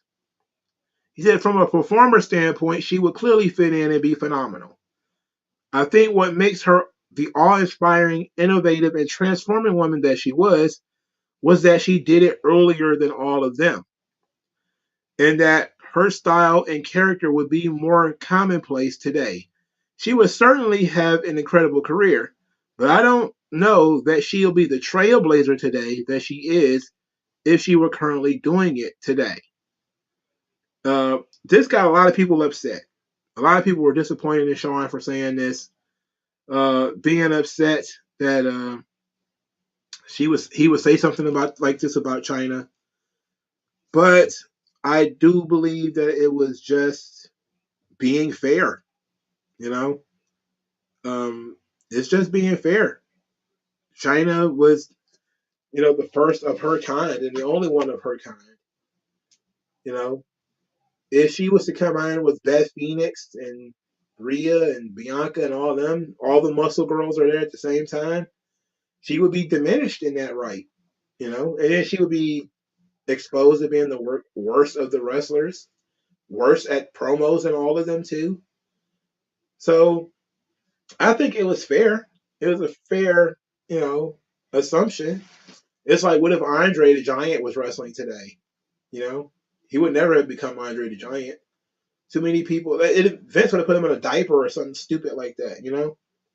He would never have been Andre. Undertaker couldn't happen today. People are products of their time. I think that's a fair assessment from Shawn Michaels. He didn't put it in those words, but that's essentially what he's saying, is that Chyna was a product of the time. Nobody had ever seen anything like her before. And she was really good at what she could do. And the company leaned into it. Therefore, she got super fucking over and was able to inspire so many other people to get into the business. But it's only because they had never did it before. If they were currently doing that, finding muscle girls and putting them in this position, it wouldn't be the same. And I 100% agree with that. What do you guys think? Oh, you guys are still talking about the human microphone stands. What the hell? What are we talking about Jade Cargill for? What did she do? So, Shawn says this about Chyna. Very interesting. Now, let's move on because, I guess you guys have to catch up on that one. Another one that's also about the women's division. It says, Melina says, I'll never look down on my time in the WWE Divas era. And I'm going to bring this up because I actually like what she said here. She says, it's a weird thing because Diva gets tied up with the model search and that's not it. That's the hard part where the term Diva is thought of as a model gaze. And it wasn't that. Well, kind of. But regardless, each woman who held that title, meaning the butterfly belt, did their best, gave it their all. Maybe blame the Diva search, but you can't blame them for getting an opportunity. It's like Tough Enough. You can't blame the people who did Tough Enough, and that's what the Diva search was. She says, I feel like I got a great perspective. I'm never going to change and look down on my time. Everyone's like, okay, do you wish you were in this era because of all the opportunity? No, I love what I went through for the perspective that I have. Sometimes I meet a woman who have all the opportunity in the world. They're athletic. They got taught by the right schools. They just don't care about psychology. They don't have heart. They want to have everything given to them. Then I explain things to them, and it's just in one ear and out the other. I've had conversations where I say, I worked with women who were models and had no wrestling ability at all. They never got taught. They worked harder and had more passion and conveyed more emotion. They were so much more into the match, like they were hungry, and they wanted to learn so much. That you cannot teach. That is just incredible. I look at girls who were models and they had heart. And it makes me sad that these ladies who have all the opportunity and have teachers and have schools, why don't you want it as much as they do? Why are you just waiting for your turn and want it to be given? fight for it, earn it. When you've been held down and treated like crap, you know how to fight in the sense of working hard and giving it your all. That means so much. That's when beauty happens.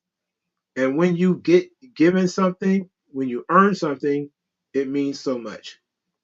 So she talks a lot about the women wrestlers being just as bad as the men's wrestlers. This is almost the exact same conversation guys like Billy Gunn talked about having with various personalities in AEW, where, you know, the guys weren't listening, they didn't want to hear it, you know, they lacked passion, they lacked respect.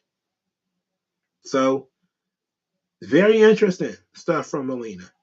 And yes, I do believe that Trish Stratus is a perfect example of what Melina is talking about. Trish Stratus is always attacked for being sort of a bimbo. And she got gigantic boobs, and that's all she was TNA. But you look at how much she put into the business. She was no Sable. You know? Sable wanted all the attention and all the money without doing any of the fucking work. Meanwhile, Trish Stratus did the work. She was the shits as a wrestler. She actually became not bad. She never really got to the point of being great or excellent. But for her time, she was quite good for her time. She could have a serviceable match with anybody. And when you understand that WWE doesn't care about work rate, she fits in perfectly as a sort of rock or whatever type of woman who, you know, you have matches with her because she's the one who's going to draw you some money, you know, you know. So you better know what you're doing and you better get it together, you know. So that's very interesting. And I actually enjoy this whole thing. I think that Melina has some really great perspective. I think that her point is typified by somebody like Kylie Ray, who has quit Impact, quit AEW, and quit NWA. Like, she's a young female wrestler. I don't think she's even 30 yet. And every time she starts a company, she essentially quits not too long afterwards. And everybody talks about how great she is, how good she is, or whatever. It's like she's got no staying power. She never sticks around long enough for anybody to even care about how good she is, because she's there 1 minute and out the next. You know, it's something to be said about this. You know, there's something to be said about that. There's something to be said about, you know, wanting to work hard and get over, because the women were downgraded and talked about and shit on and everything.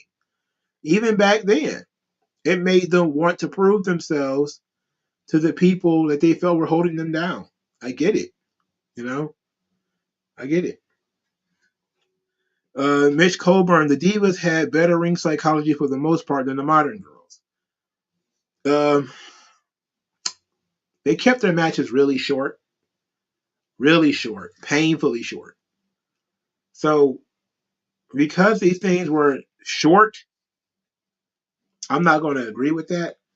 I'm just going to say they did their part of the show masterfully. And I think that that era should be looked upon as being better, because they did lean more into the women's personalities. Now, some of them were just smiley baby faces like Christy Hemme or something like that. Even the ones who tried to be really real wrestlers, like I know her real name is like no, it's Caitlyn. Yeah. I was about to call her by her real name, which is Celeste Bonin. But and I remember her name because of Bonin.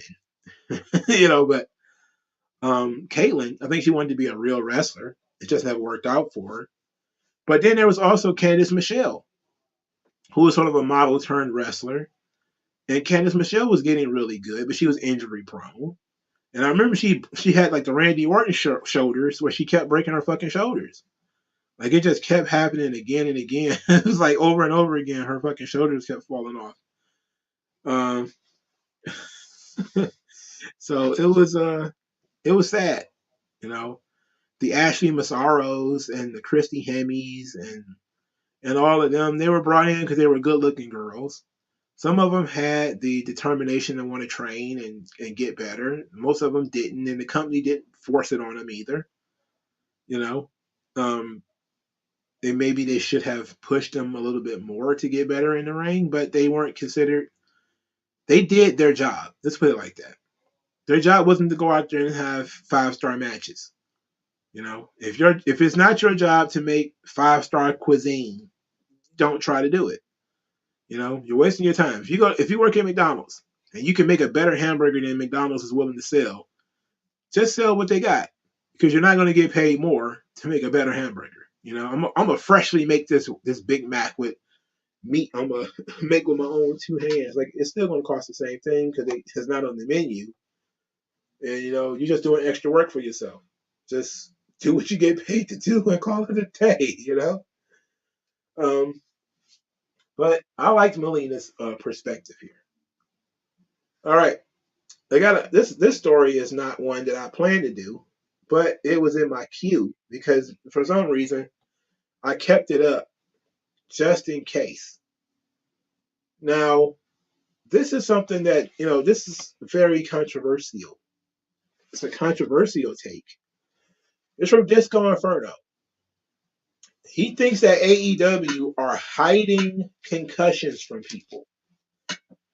He says there's unreported concussions too, by the way. There's got to be. Because these guys are constantly, you're watching these matches, and I'm just like, there is no way. We know how little it takes sometimes to get your bell rung. These guys are kicking each other in the head constantly. And I know they're pulling it, but you're kicking the guy in the head really hard. But I mean, you really can't put it through to have it never ring your bell. And nobody's putting their hands up to protect themselves on these kicks. So it's like there's got to be a lot of getting your bell rung. And he was talking about, I guess, Bobby Fish or whatever. But my interest, you know what? Let's talk about that. Then we'll double back to the previous subject because there was a reason why I put that Melina thing in here. I just forgot what it was until I looked at my thing. All right, so let's talk about this because Bryan Danielson did get taken off TV for a while, and they never said why. Right? They never said why. They never said why Adam Cole isn't currently on TV. I don't think there was ever any mention of any injury from Adam Cole. Sometimes guys just disappear. And they never say that they got a concussion or anything like that. They just kind of vanish. They just say they're not medically cleared. Now, that's enough information for the audience, to be quite honest. But sometimes people like to be specific because they want for wrestling to be just like regular sports. If Dak Prescott is not going to play, don't just tell me he's on the IR. Tell me what the fuck is wrong with him. Because I want to know if he's going to be on the IR next week or in 2 weeks or in 3 weeks or whatever. And sometimes wrestling wants to be like, and the back and forth kind of kills me because yes, it's none of really your business. But at the same time, yeah, if it's going to be a major change, you probably should tell people. Like Cody tearing his pec, very important thing to tell people.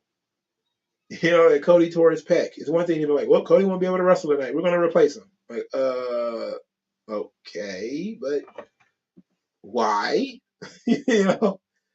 So I think that there are probably a lot of underrepresented concussions anyway, because concussion protocol isn't up to snuff yet. Where you can only thing they got is the impact test, and if you manage to beat that thing, then they figure you're okay.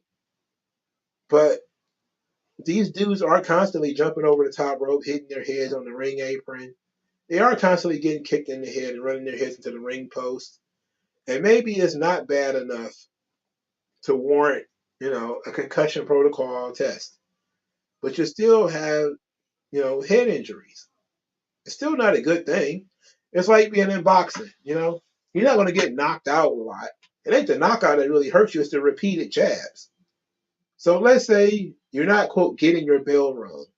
But if you're taking repeated punches to the head, even if there are worked punches, unless they're the lightest fucking punches in the world, you know, you're probably going to eventually get hit with something and might get knocked out.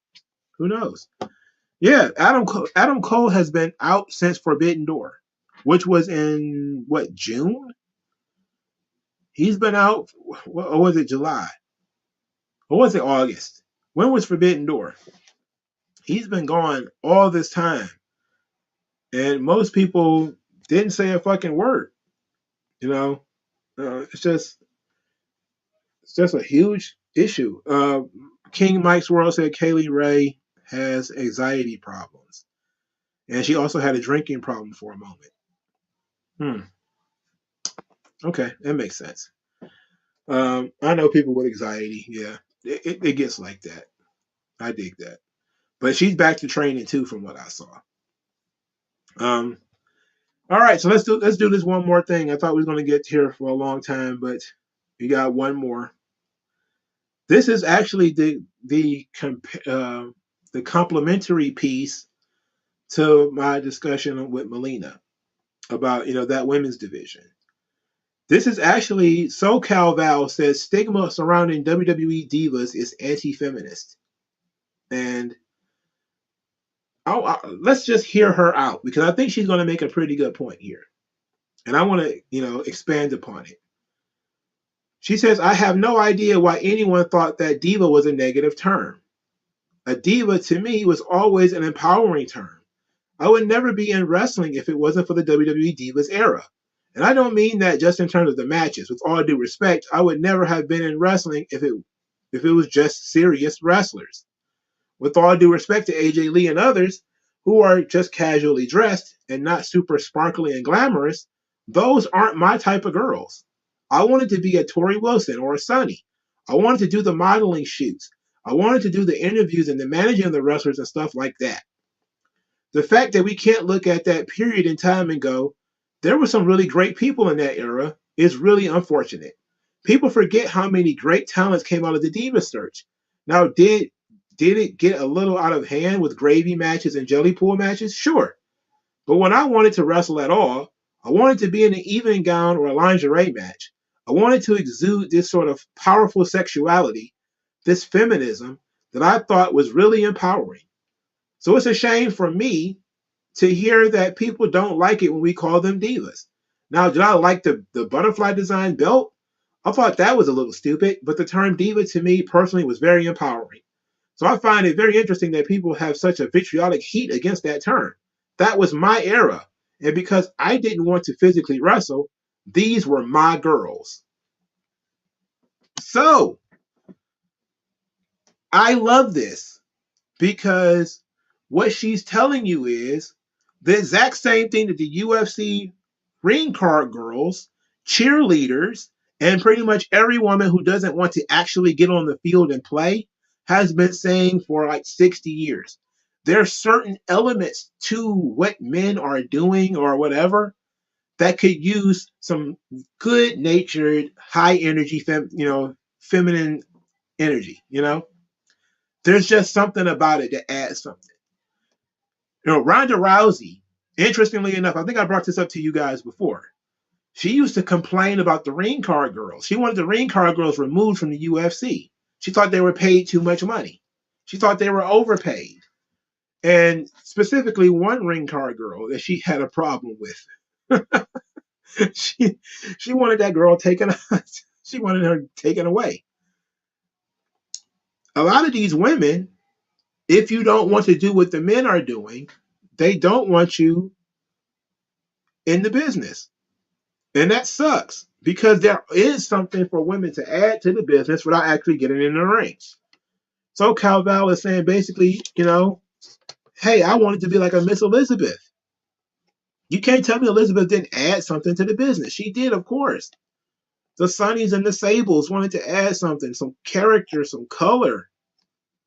It's a good thing. It's a great thing. It's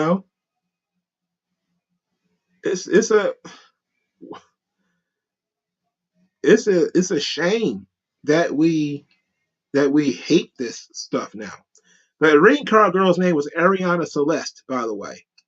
I'm about to try to find the audio of what Ronda Rousey had to say about Ariane Celeste, who then Ariane called her a bully because she was making so much more money than most of the female MMA fighters because she was a bigger draw. And I think she had actually done Playboy, so she had all kinds. This was from 2015, by the way, so this was back when she was an MMA fighter. But this is typical of feminism, right? Feminism got, boys in the cheerleaders. Now we got male cheerleaders in the NFL because they couldn't get rid of cheerleaders. So what they did was they just added an element that men are not supposed to like to it. So, that's just kind of how you ruin it. You ruin it for everybody by trying to make it quote inclusive. So it went from we got female cheerleaders and skimpy outfits dancing. Like, we need to get rid of those girls. It's like, no, we're not going to get rid of those girls. Okay, so then just add some boys to it. Some saucy dude and have him gyrate next to the girls. He can twerk right along with them. And then people just stop paying attention to the cheerleaders because nobody's watching them because, nobody who wants to see the guy twerking, right? So here's what Ronda Rousey had to say. What did I? Somebody. Okay, well, let's back up a bit. Ariana Celeste called Ronda Rousey a big bully. Said because she was attacking her for making so much money. So Ronda Rousey responded, "What did I say that I was a bully? That the fighters should get paid more than the ring girls? How does that make me a bully? That makes me fucking right. I'm sorry, but she wouldn't have a job if it wasn't for the fighters. She wouldn't." And then Celeste responded, "I'm not going to talk about her because I'm not a fighter. I'm not going to waste my time. I actually don't talk about anyone. It blows my mind that someone who doesn't even know me continuously picks on me. That's all I see her as, is a big bully." So Ronda Rousey continued, "Do you think her walking in circles around the two guys or two girls out there like that are fighting for their lives is worth more? You think she works harder than they do? I didn't say that she needed a pay cut. I said either the ring car girls are paid too much or the fighters aren't paid enough." So she's out there hating. But that kind of feminism is, a regular kind of feminism that we're dealing with. I hate that I know so much about this kind of stuff, but there's sex positive and sex negative feminism, right? Sex positive feminism is the feminism that says things like sex work is good, normalize sex work. Somehow it still arrests people for buying sex, but being a prostitute, being a Lela girl or Ayala girl or whatever her fucking name is, that's a good thing. That's okay. Right, isn't it? That being a high priced escort is a good thing. It's empowering as a woman for you to spread yourself around multiple men. Sex negative feminism is sort of the any relationships between men and women is feeding into the male gaze and exploitative towards the women. That sort of crap, right? But Darren Gordon Hill, this is not about family and wholesome reproduction. This is about men enjoying females in an entertainment space in terms of like cheerleaders, ring card girls, the divas, that kind of thing. Like, imagine if WWE would let the girls cut loose, and we got some. Instead of just her, Megan Morant being just a random girl who holds a microphone, she had a personality. She was allowed to smile. She was allowed to wear like glittery clothes and, maybe even looked a little gimmicked up herself. She might actually fuck around and stand out in comparison to everybody else. So it's a very weird thing. But having people constantly with this push and this pull over what kind of feminism they want to have is interesting to me, especially in the female space where none of this shit makes any fucking sense anyway. You know, where these women are fighting to invade a male space and to force the other women out. They want more women in MMA, but only want them in the ring. They don't want them outside. Now, thank God we got a Chad like Dana White who doesn't even entertain this horse shit. And he just does what he wants, which is one of the reasons why everybody hates him. You know, because he just does what he wants. He doesn't pay that shit any attention. You know?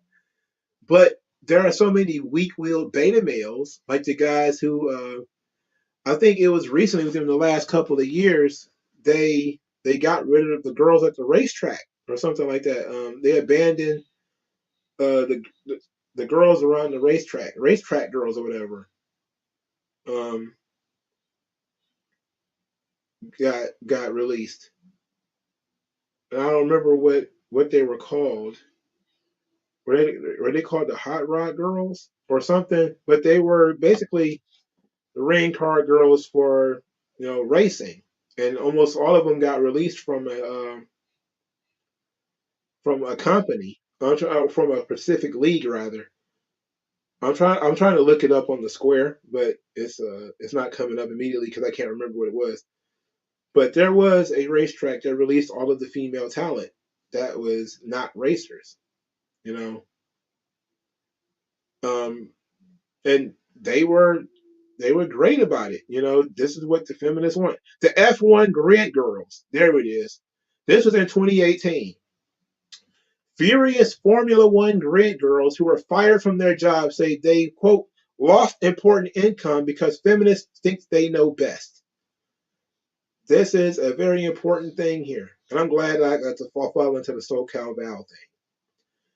So, in a short statement on Wednesday, Formula One commercial operations director Simon Bratcher said that the custom of using grid girls, quote, does not resonate with the brand values of F1 and clearly is at odds with modern day societal norms.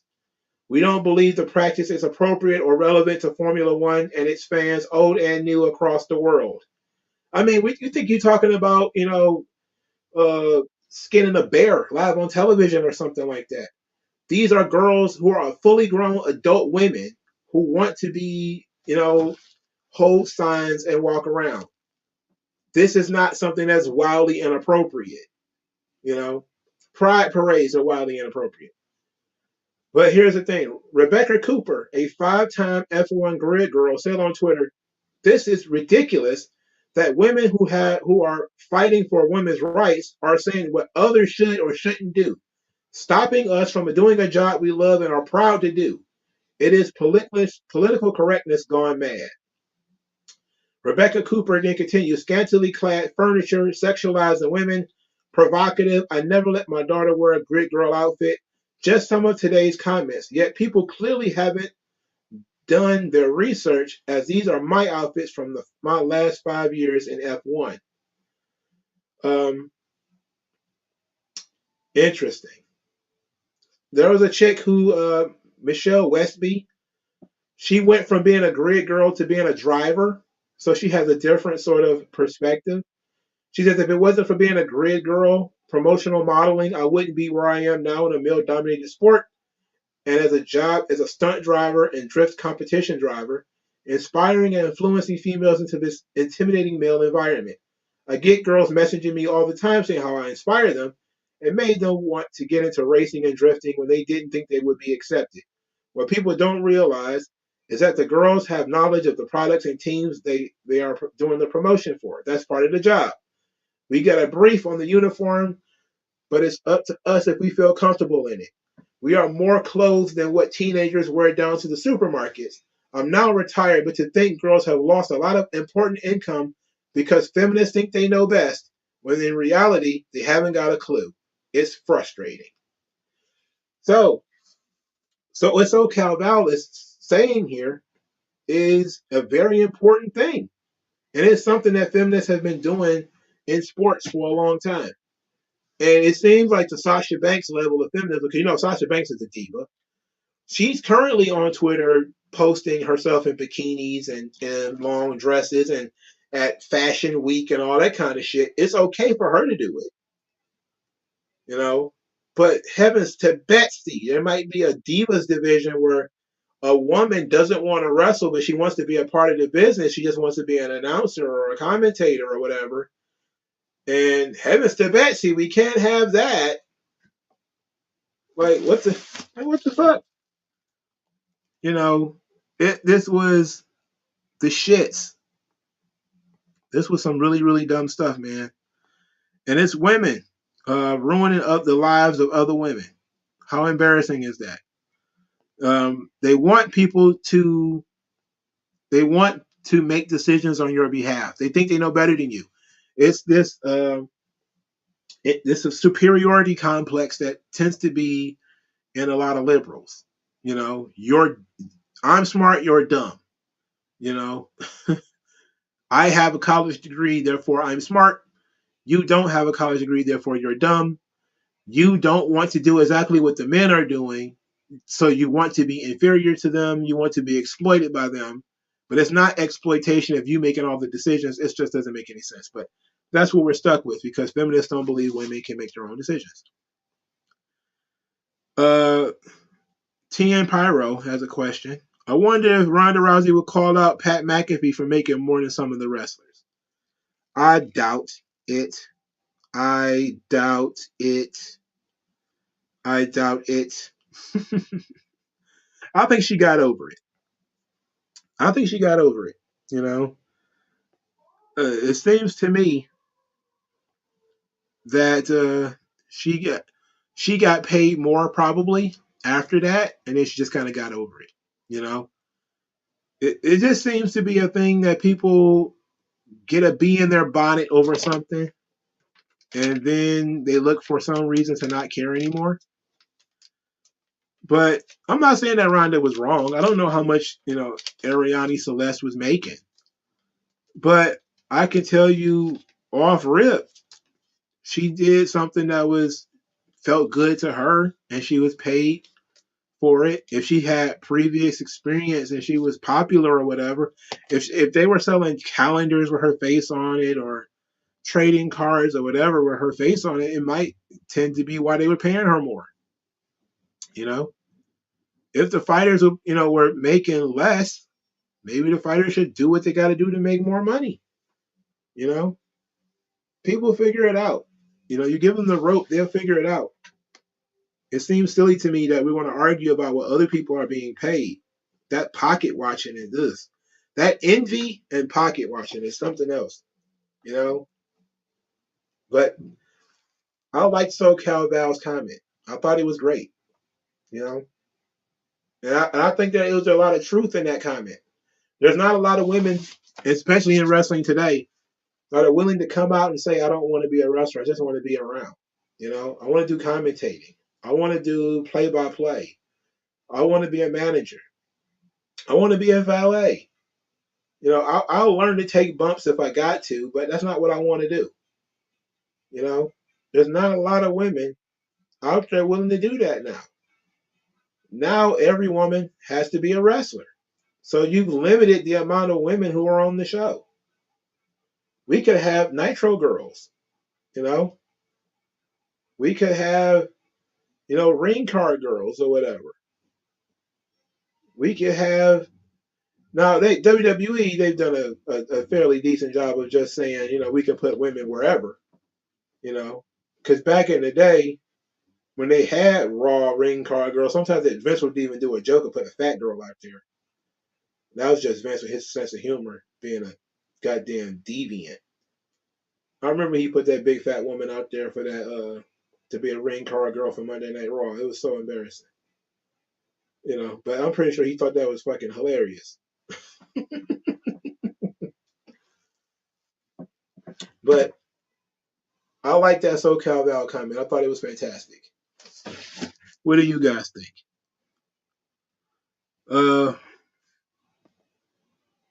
Let's see.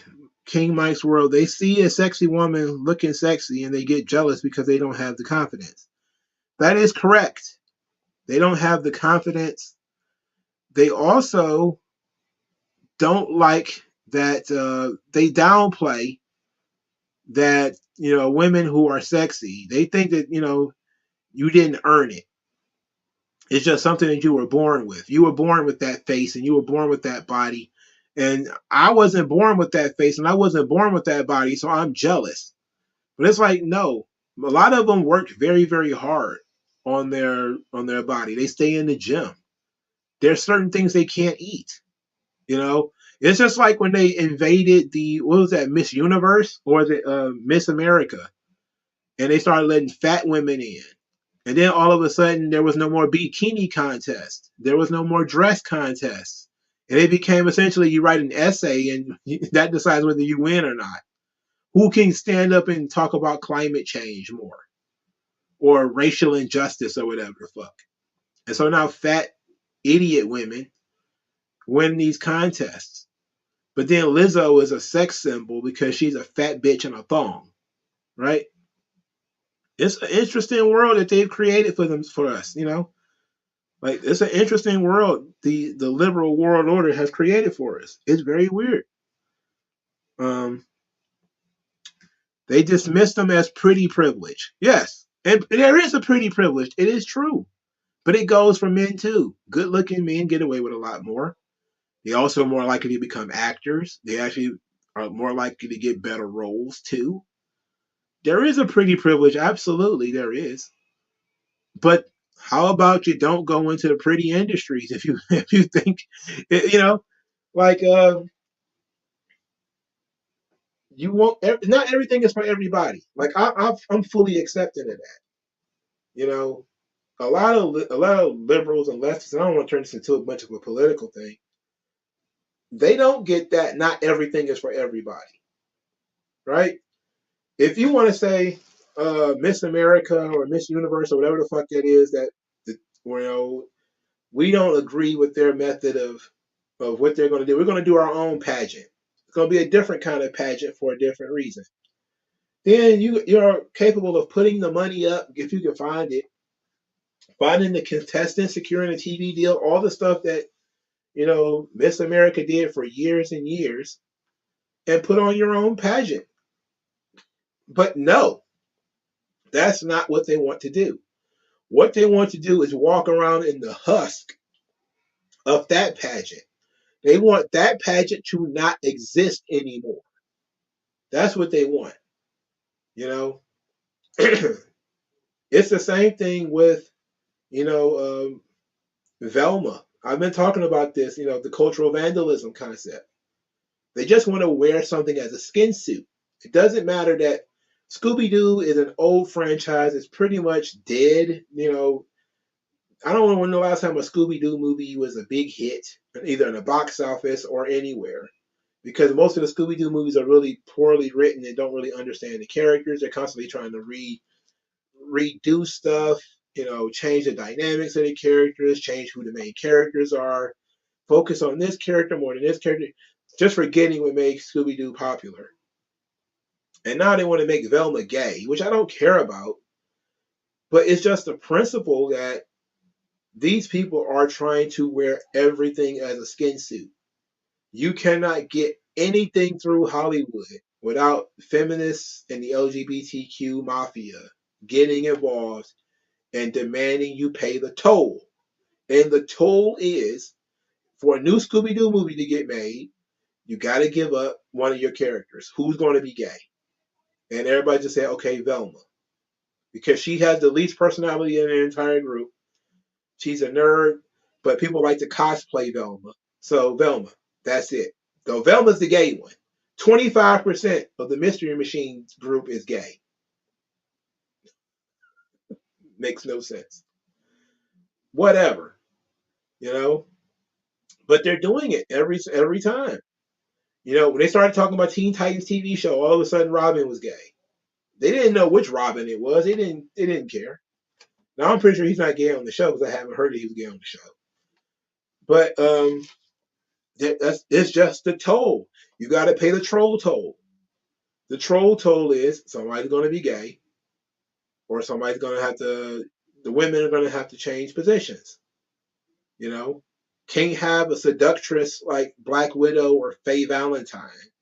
Got to pay the toll. You got to turn them into, male versions. So Black Widow is basically Russian female Captain America. She's not what she's supposed to be. And Faye Valentine is just Spike Spiegel with tits, and that's it. It's destructive. It sucks.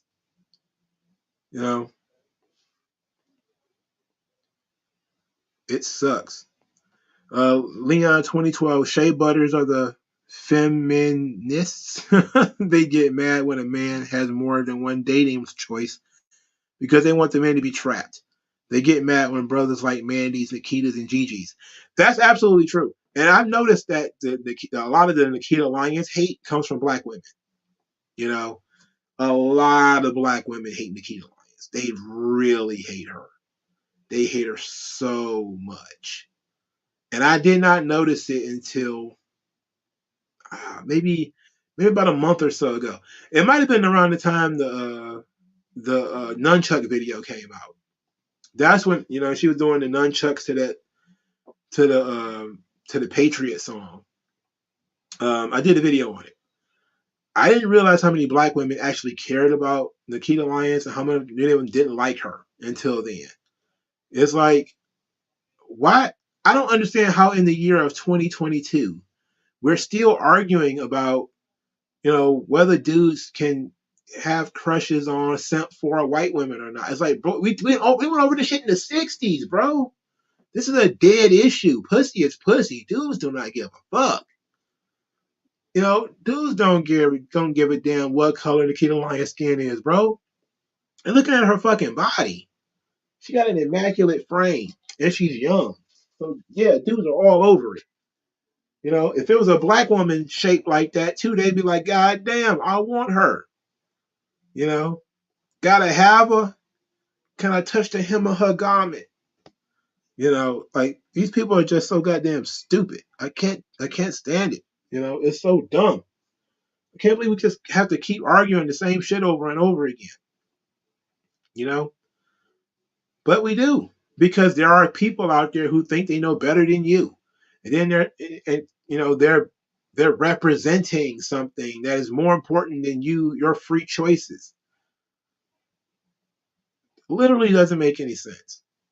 You don't know shit about anybody else. Leave people alone, B. TN Pyro said they have none of that energy for Bianca. You're right. Yeah. They never go after, they'll go after some of the shea butter Black women who date white men. They'll go after them. Candace Owens, they'll go after her. Because she has a white husband. So they'll go after her easily. No problem. But, I don't know, but it's also politics with Candace Owens too. I'm not even gonna hold you up. They don't like her politics. It's a weird thing. It's a weird thing with the Scooby Doo stuff, man. But yeah, WG feel Tim Drake is gay in the comics for Superman's son, and Superman's son is gay for some kid who wanted to bang his mom. Like this is a really weird thing, man. But you got to pay the toll. And in order to continue, like that Formula One thing got me so fucked up because you think they were talking about poaching animals. You think they were running a freak surface with a bearded lady and a guy who sets his own drawers on fire. That is incompatible with societal norms. It's like, okay, whose societal norms? Who gets to make the decision about what the societal norms are? Why are they the people who get to make the decisions about what the societal norm is? Nobody can explain that to me. Now, as the PR guy for Formula One, you can say whatever you want. You have the right to fire all of those women if you want to. You could do your thing. I'm guessing it's a private industry. I don't know that much about the structure of Formula One. It could be a government program. I don't know. But you're free to fire all those women if you want to. Ultimately, though, you're not furthering the cause of women by firing all of the women. You're not going to make better women drivers. Like the grid girls don't prevent women from being drivers, but the female drivers want to prevent them from being grid girls. Whenever you're taking a cue from fucking activists that have no interest at all into what the hell you're doing, they're just attacking you because, well, it's a good way to get their name in the paper, which is all it's about, is getting attention. It's like Anita Sarkeesian didn't know shit about video games. It was just an opportunity for her to get her name in the paper and to get people talking about her. And I don't want to go through the whole Anita Sarkeesian thing, but that's ultimately what it was a cry for attention. And that's mostly what feminism is a woman seeking attention.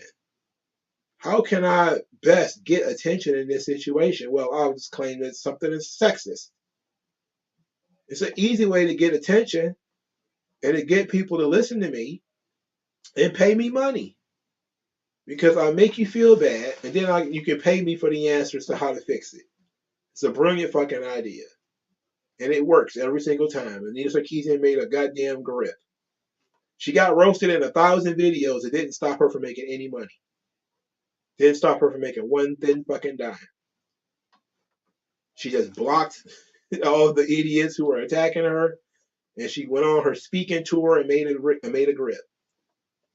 It's sad, but that's what they do. You know? They do this shit all the time, man. Literally all the time. All right. About to get ready to wrap this thing up. Let's see. Darren Gordon Hill says, black guys mad Malika fucks a white guy while they want a white woman. I didn't know Malika Andrews had a white husband. I was listening to Jason Whitlock talk about her because I didn't know who this girl is. I never really know who these people are. I don't really watch ESPN. But I'll listen to Jason Whitlock because I like his cultural critique. And when he talked about her basically growing up rich, and then I saw a thread on Twitter about that, about how many people in the media these days grow up with wealthy parents and wealthy grandparents, like Carlos Maza, like Taylor Lorenz, and people don't even know it, like Anderson Cooper. Like they're the heir of tech, they're the children of tech billionaires. And that it was the same thing with Gamergate. You know, quite a few of those women who were with Anita Sarkeesian were the daughters of like mega rich people. You know, and all of a sudden they have the ability to get on the newspaper and to get on TV, and they have the influence to be able to get Law and Order SVU episodes written about them and all kinds of shit, right? And you're like, how did these people come up with this stuff? And it's all because they already got money, they already got connections, and through their money they got connections. That's it's absolute nepotism, and that was the problem with Gamergate in the beginning. I don't care what nobody says. That's all it was about. You know, it was all about honesty. People, and I've said the same thing again and again when it comes to the wrestling media. Be honest about who you know. You know, how can you get into this space, make so much money, have all this influence, you know, and do it so quickly? Most of the time it's based on who they know. It's nepotism. It's a friendship with somebody who hold their hand through the entire business. Like Jim Cornette and so many other people who helped Dave Meltzer get to the position he's in. You know? A lot of people helped Dave Meltzer get to that position. You know? So it became what it was over time. And feminism is no different. Feminism is a lot of it is nepotism. You know, some rich guy's daughter is and her friends get to ruin your life. You know, it's fucked up. It can cost you your job. There's nothing you can do about it. All right, we're gonna do one more because Oh, wait a minute. This one's actually an interesting one because Darren Gordon Hill says women now on the NFL disciplinary board because Ray White hit his fiance. Nice work if you can get it. Right. You know, women who've never played football, too, by the way, right? Women who never tackled, women who don't know anything about the injuries the guy might have, what medications he might have been taking that might have made him aggressive or whatever. They don't know shit about his relationship or what stress or strain he might have been under. They don't know anything about sports at all. But somehow women are experts at domestic violence. Like, just because you're a woman doesn't mean you're an expert in domestic violence. Doesn't mean you know fuck all anything about domestic violence. If the guy and the idea is to prevent domestic violence, why do we be talking to women who come in with this activist mindset on domestic violence? Shouldn't we talk to real psychologists and real psychiatrists about this kind of thing? You know, about maybe the stress that of the football season he might have been under, or whatever the case may be. Maybe he's under some kind of financial stress. Maybe something else was going on. You know, how big is the disciplinary board? Is it like Congress? It's like 500 people? Or is it just like a couple of football guys, paying the toll to the women by giving them spots on their board? Because heavens to Betsy, if the women don't get to have an opinion on something. I don't have no problem telling the bitch to shut up. I don't want your opinion on this. There are some issues where you just don't want the women's opinion. You selling into somebody that you don't think Ray Rice got suspended for enough games, or he didn't get fired, or whatever the case may be, that has no impact on most other people. If it was his wife making that complaint, maybe.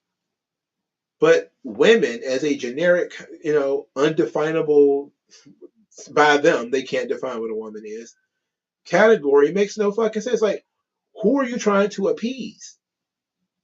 Who's the beneficiary of this? It's not the player. It's not really the NFL. So it's kind of foolish, man, but I get it. They're doing it.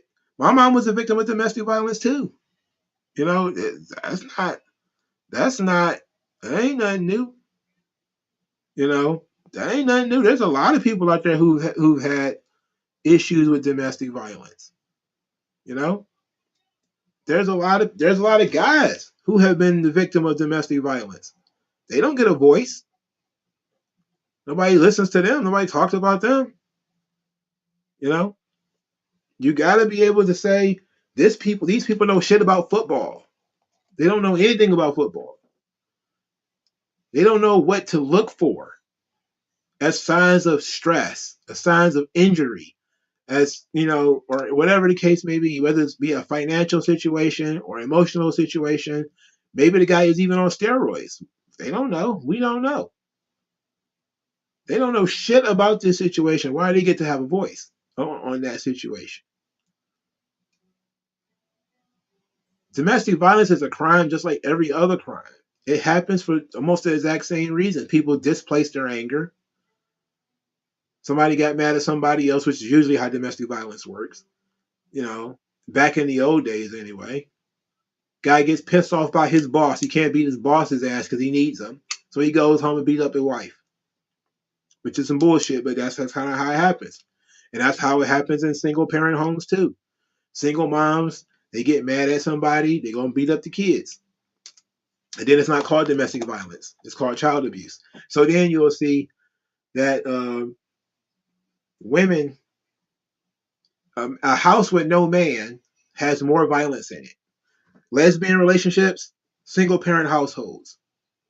If men were naturally violent, then gay male relationships would be the most violent relationships there are. But they're not. I don't even think they're in the top 3. I think they're actually 4th. Because single parent households are more violent. Gay female relationships or lesbian relationships are more violent. And heterosexual relationships are more violent. But then you also consider that men underrepresent that they're actually been attacked. So it's entirely possible that a lot of situations, if men had reported the woman who attacked them, and it was actually taken seriously, which it never actually is, it might be neck and neck in heterosexual relationships about who getting attacked between men and women. But gay males typically have a lower rate of domestic violence. That doesn't mean it doesn't happen, but they have a lower rate of domestic violence. You know? So it's not that men are just naturally violent. That just doesn't make sense. When you look at it, there's far more likely to be violence in a household if there are no men in it. But if there is a man in there, he's probably a little bit more likely to be violent because he's also more likely to be the disciplinarian to the kids, and he's probably going to get a little aggressive with his wife too because you have to deal with another person who's going to talk shit and all that kind of stuff. So when you're talking about in these types of situations where you put these players, whether they be football players, basketball players, pro wrestlers, or whatever, these guys 99% of the time, hell, 100% of the time, are going to be the guy who's taking care of the entire family off of just his paycheck. Likelihood, whatever she makes is her money. You know what I'm saying? So he's paying all the bills. He's paying for the mansion, the cars, and all this kind of shit. The kids' college fund and everything. And maybe, things get tough because you sign a $50 million deal. That doesn't mean you have $50 million on every paycheck. You get that shit piecemeal over a certain amount of time. So if you're spending more than you're making, at least more than when you get in that check, you're going to fall behind. So economic struggle may cause you to be frustrated. You may get mad she's spending too much money. You may start yelling at her. She say something you don't like, you pop her in the mouth. Not saying that it's the right thing to do. I'm saying it's an understandable situation. It's a difficult situation to put people in because people are human beings. A woman may act the same way. The WNBA, nobody even talks about what the fuck goes on in there. There was a woman who was in the WNBA. She claimed she got ran out of the league because she was straight and they were making fun of her and everything. They buried that story fucking quick. Even the right-wing media didn't touch that. The straight girl who got chased out of the WNBA, she got made fun of for being a Christian and everything she claimed. They didn't even follow up on that story. They buttoned up on that one. Vegeta Lover's sister gets in a fight with every girlfriend she has. That's because women are not taught to have control of their emotions. It's not really her fault. It's her socialization. If we taught girls like we taught boys and had the same expectations for them, girls wouldn't hit people as much or as often. Boys are already taught. They do it anyway, but they understand that there's going to be consequences for you putting your hands on somebody. Another man might hit you back. A woman, you're definitely going to jail. Most definitely. If you even threaten to hit a woman, 9 times out of 10, you might go to jail. If you say I'll beat your ass too loud, you might end up going to jail and getting put on some kind of list somewhere, as a terrorist or some shit. That's just the nature of the beast. But women are not treated that way. So the whole thing of not being equal under the law causes a problem. It causes a disproportionate amount of issues in females. Females think that they can throw a brick through your window, slash the tires on your car, smack you in the face, or whatever. There's a video, they showed it on the news this morning. A guy proposed to his girlfriend. She thought it was a cruel joke. She smacked him in the face. Live on television, smacked him in the face. She thought he wasn't serious, so she pushed him and she smacked him. And then once he finally was like, I'm serious about this, she's like, oh, yes. Like, imagine if the roles were reversed for a moment there. And he thought she was playing a cruel joke and he would have popped her in the face. People would have been like, oh my God, look at this guy beating his girlfriend in the stands of the baseball game. That's crazy, man. You hold women to a different standard, they're going to expect it. And then you're going to get a unique set of problems.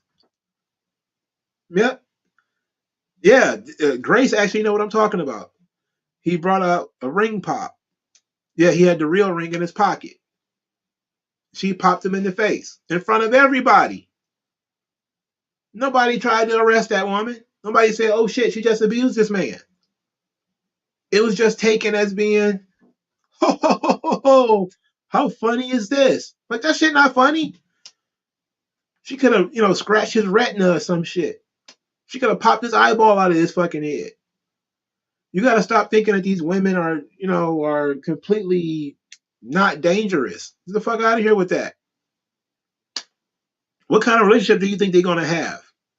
If you seen on camera that she popped him in the face, just casually, just boop, and nobody did nothing.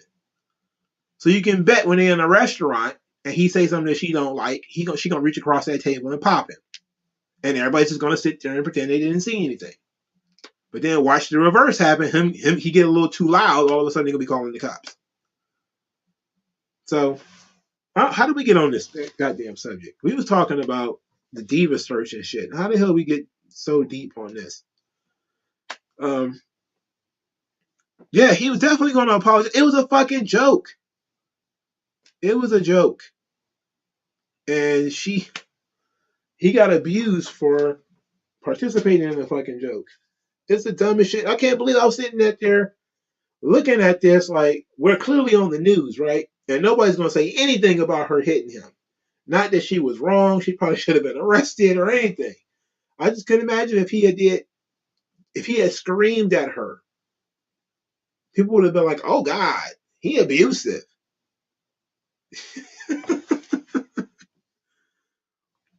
I don't know, man. He said Grace knew a guy in college. His girlfriend beat him on the daily. Yep. They always, and the thing is that the rub is that she can't hurt you. Not realizing that these big Lizzo bitches out here do be doing the same thing. Like the smaller women, the 5'2" dainty women, maybe you're like, some 6'1", 6'2" guy. She, hits you on the arm or something like that. You probably won't feel it. But one of these big Lizzo grizzly bear broads who be doing the same thing, nah, hell no. You have to put that bitch in a knee bar or something like that. You know, you know. Got to do some jujitsu on that big broad. You know what I'm saying? You might have to shoot the half, as they say.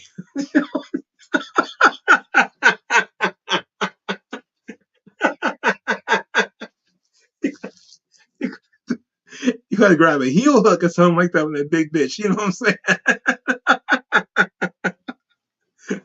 That shit ain't right.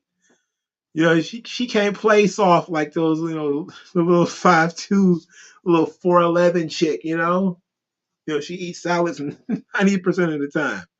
She ain't got the muscle mass to hurt you. But these big Lizzo girls, man, they be doing the same thing. Nah, you can't get away with that. You fuck around and hurt that dude, man. All right, man. I appreciate everybody who listens to this. Thank you guys for your time. I'll talk to you guys later. I'll be back with a Love the Live stream on Sunday where we will talk, let's say, pop culture instead of doing just manga, anime, and comic books. We'll just do pop culture in general. Pop culture stream. The pop culture and politics stream. How about that? Well, I'm working on it. Oh yeah, woman hits you. Play Chris Benoit theme. Crazy thing about that is that during the Dark Side of the Ring episode, they talked about Kevin Sullivan beating up on Nancy. They didn't notice at all that Nancy had actually been arrested for beating up Kevin Sullivan. And I remember him saying it. He said it in somebody finally sat him down to talk about the accusations that he was abusing Nancy, and that's why she left him for Chris. And he said no, it was the opposite. She had been the one abusing him. And so I looked it up, and it was like a People magazine. It was like a little blurb in a People magazine from like I forget what year, but it was before they broke up. that she had actually gotten arrested for domestic violence. She had actually hit him. And it, of course, comes out, a little bit later on that Nancy was not a perfect victim. That she was verbally aggressive and maybe even physically aggressive at times. But, they just call those kinds of women a Hellcat. She was a Hellcat. And occasionally that leads to relationships where even if you're defending yourself, you have to be violent towards those women. Like, there's no such thing as a non-violent relationship with a Hellcat woman. She's trying to attack you. You're trying to stop her from attacking you. You have to be violent to stop her. You have to shake her, grab her, push her, shove her, slam her, do whatever, put the bitch in a chokehold or something. No, man. That's a bad household right there, man. That's a dangerous household. That means the first time she really goes out and does some shit like that, you got to leave. Because next thing you know, she jumps off the couch onto you or some shit. You grab her and throw her, and she hit her leg on the damn table. She gonna run to tell the cops, look what he did to he hit me with something. You going to jail. That's fucked up. And yeah, Nancy was violent. It's one of those things that you can't talk about, though. Like, and I'm gonna end it on this. Just like Owen Hart didn't want to do the last test drive for the clip that he was using. He did it once. He said he didn't want to do it again. If he did it with the uniform on, they may have realized what was going to happen, or Owen Hart would have failed before the show started. One or the other. But he said he didn't want to do another test. So that led to him doing up in the ceiling, up in the skybox or whatever, for the first time with the harness on and his outfit. For the first time ever. So that means when he adjusted his outfit, he clipped the thing and fell. It's in the fucking police report. That's what it says in the police report. That's what happened. Not that the clip was defective or anything like that. Now, it was not the appropriate clip to use on a human being. But they reenacted it. That he put on the blue blazer, the police officer put on the blue blazer outfit and then put the harness on top of it. It was uncomfortable. He moved it, clicked it, and fell. And the fucking thing came off. Like, the police reenacted this shit, and nobody talks about that. That's one of those things you can't talk about. There's just so many things in so many of these stories that was followed by like Dark Side of the Ring and stuff like that that you cannot discuss. And it's fucked up because it would put things in its appropriate perspective. It wouldn't change what happened, of course, but it put things in a better perspective. Yes, Owen Hart killed himself. And it was an accident. That's what happened. He still shouldn't have been up there. He still shouldn't have had that clip attached to him. It was still an inappropriate clip. All that stuff is still true, but it is also true that when he adjusted himself, he unlatched it. That's what happened. Not that it broke, which is what, his wife has been telling everybody, which is what everybody thinks. It didn't break. He clipped it without trying to and unlatched it. That's what happened. And the police was able to reenact it. It's in the police report. Because I looked it up. Crazy thing is, a lot of people who also looked it up still would not come to that goddamn conclusion. And that's the one frustrating thing about it. People, it's staring you right in your fucking face, and you'll still be like, oh, well, this, and I'm like, okay, whatever. Whatever. Can I do a video on the Owen Hart thing? I did a video when the Dark Side of the Ring episode came out on Owen Hart. I did 2 videos on that shit. I read the police report. I did other kinds of stuff on there too. So go to the Owen Hart Dark Side of the Ring episode that I did. I'm pretty sure it's in the Dark Side of the Ring playlist. I did 2 videos on it. I think they're an hour apiece, where I talk about You know, Owen Hart and the clip and all that kind. I even talked about the lawsuit that nobody ever discusses about why his wife asked for like $37 million or $40 million, something like that. She ended up settling for like 17 or 15 or something like that. Like, why did that occur? You know, nobody wants to ask that question. That question is answered in that episode because I looked for it. You know, that's another reason why Martha hates Vince so much, because the WWE dared to defend themselves when she was going around talking about how they killed Owen and how they did everything because they were trying to be cheap. They also left out that the guy who had did Owen Hart's rigging at the Survivor Series, when he asked for more money, he also took a long time to respond. So they went with somebody else. And then the guy that they actually went with, he did work on the Sting down things, but he wasn't the main guy. He was just one of the hangers on. So he kind of maybe misrepresented himself. But, which is, you know, an argument that you could possibly make. But ultimately, it wasn't like he was like new to this thing, you know. But he definitely did buy the wrong equipment. He didn't buy the right equipment. But there was a lot of stuff in that went into the Dark Side of the Ring episode that people were misled by. You know, that's why only Martha was in the episode and there was no other Hearts involved. And that's the way Martha wanted it. You know, that's the way she wanted it. She wanted it where nobody could contradict anything that she was saying. And that's the story that went out. Just like the Nancy Argentino story. You know, they only had the Nancy Argentino side of everything that went out there. You know, there was no Jimmy Snuka side because, you know, he was a guy fucking around on his wife and he already had a wife and kids and everything. Jimmy Snuka likely did it. He likely did it. They couldn't prove he did it, though. They had no evidence that he did it. There was no DNA. There was no fingerprints. They didn't find her hair or blood anywhere in that hotel room. If they had, he would have been arrested. They didn't have any evidence.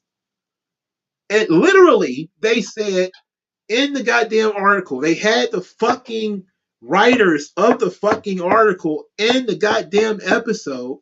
They did not mention at all that the fucking medical examiners told them they did not have any evidence.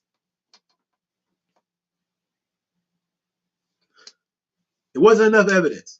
That's why he was able to walk around for 30 years. Not because Vince popped up with a goddamn briefcase full of money. How did we get on this subject? I was supposed to be getting out of here. All right. Can I do a video on WWECW? What is that? I'm sorry. WWECW. What about it? It was pretty simple.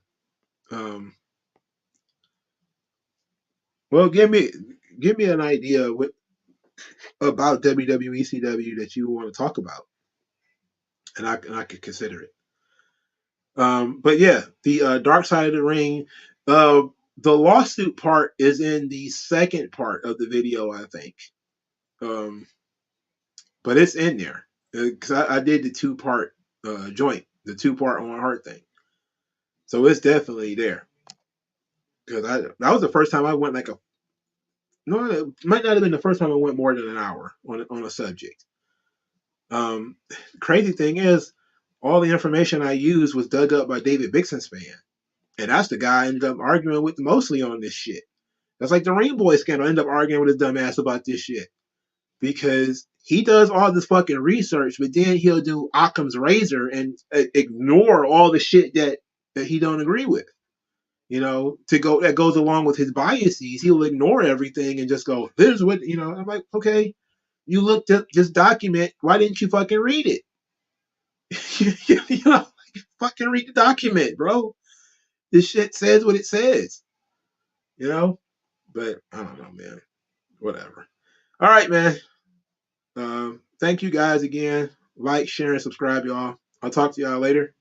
I'll be back on Sunday with a long form chat. Peace out.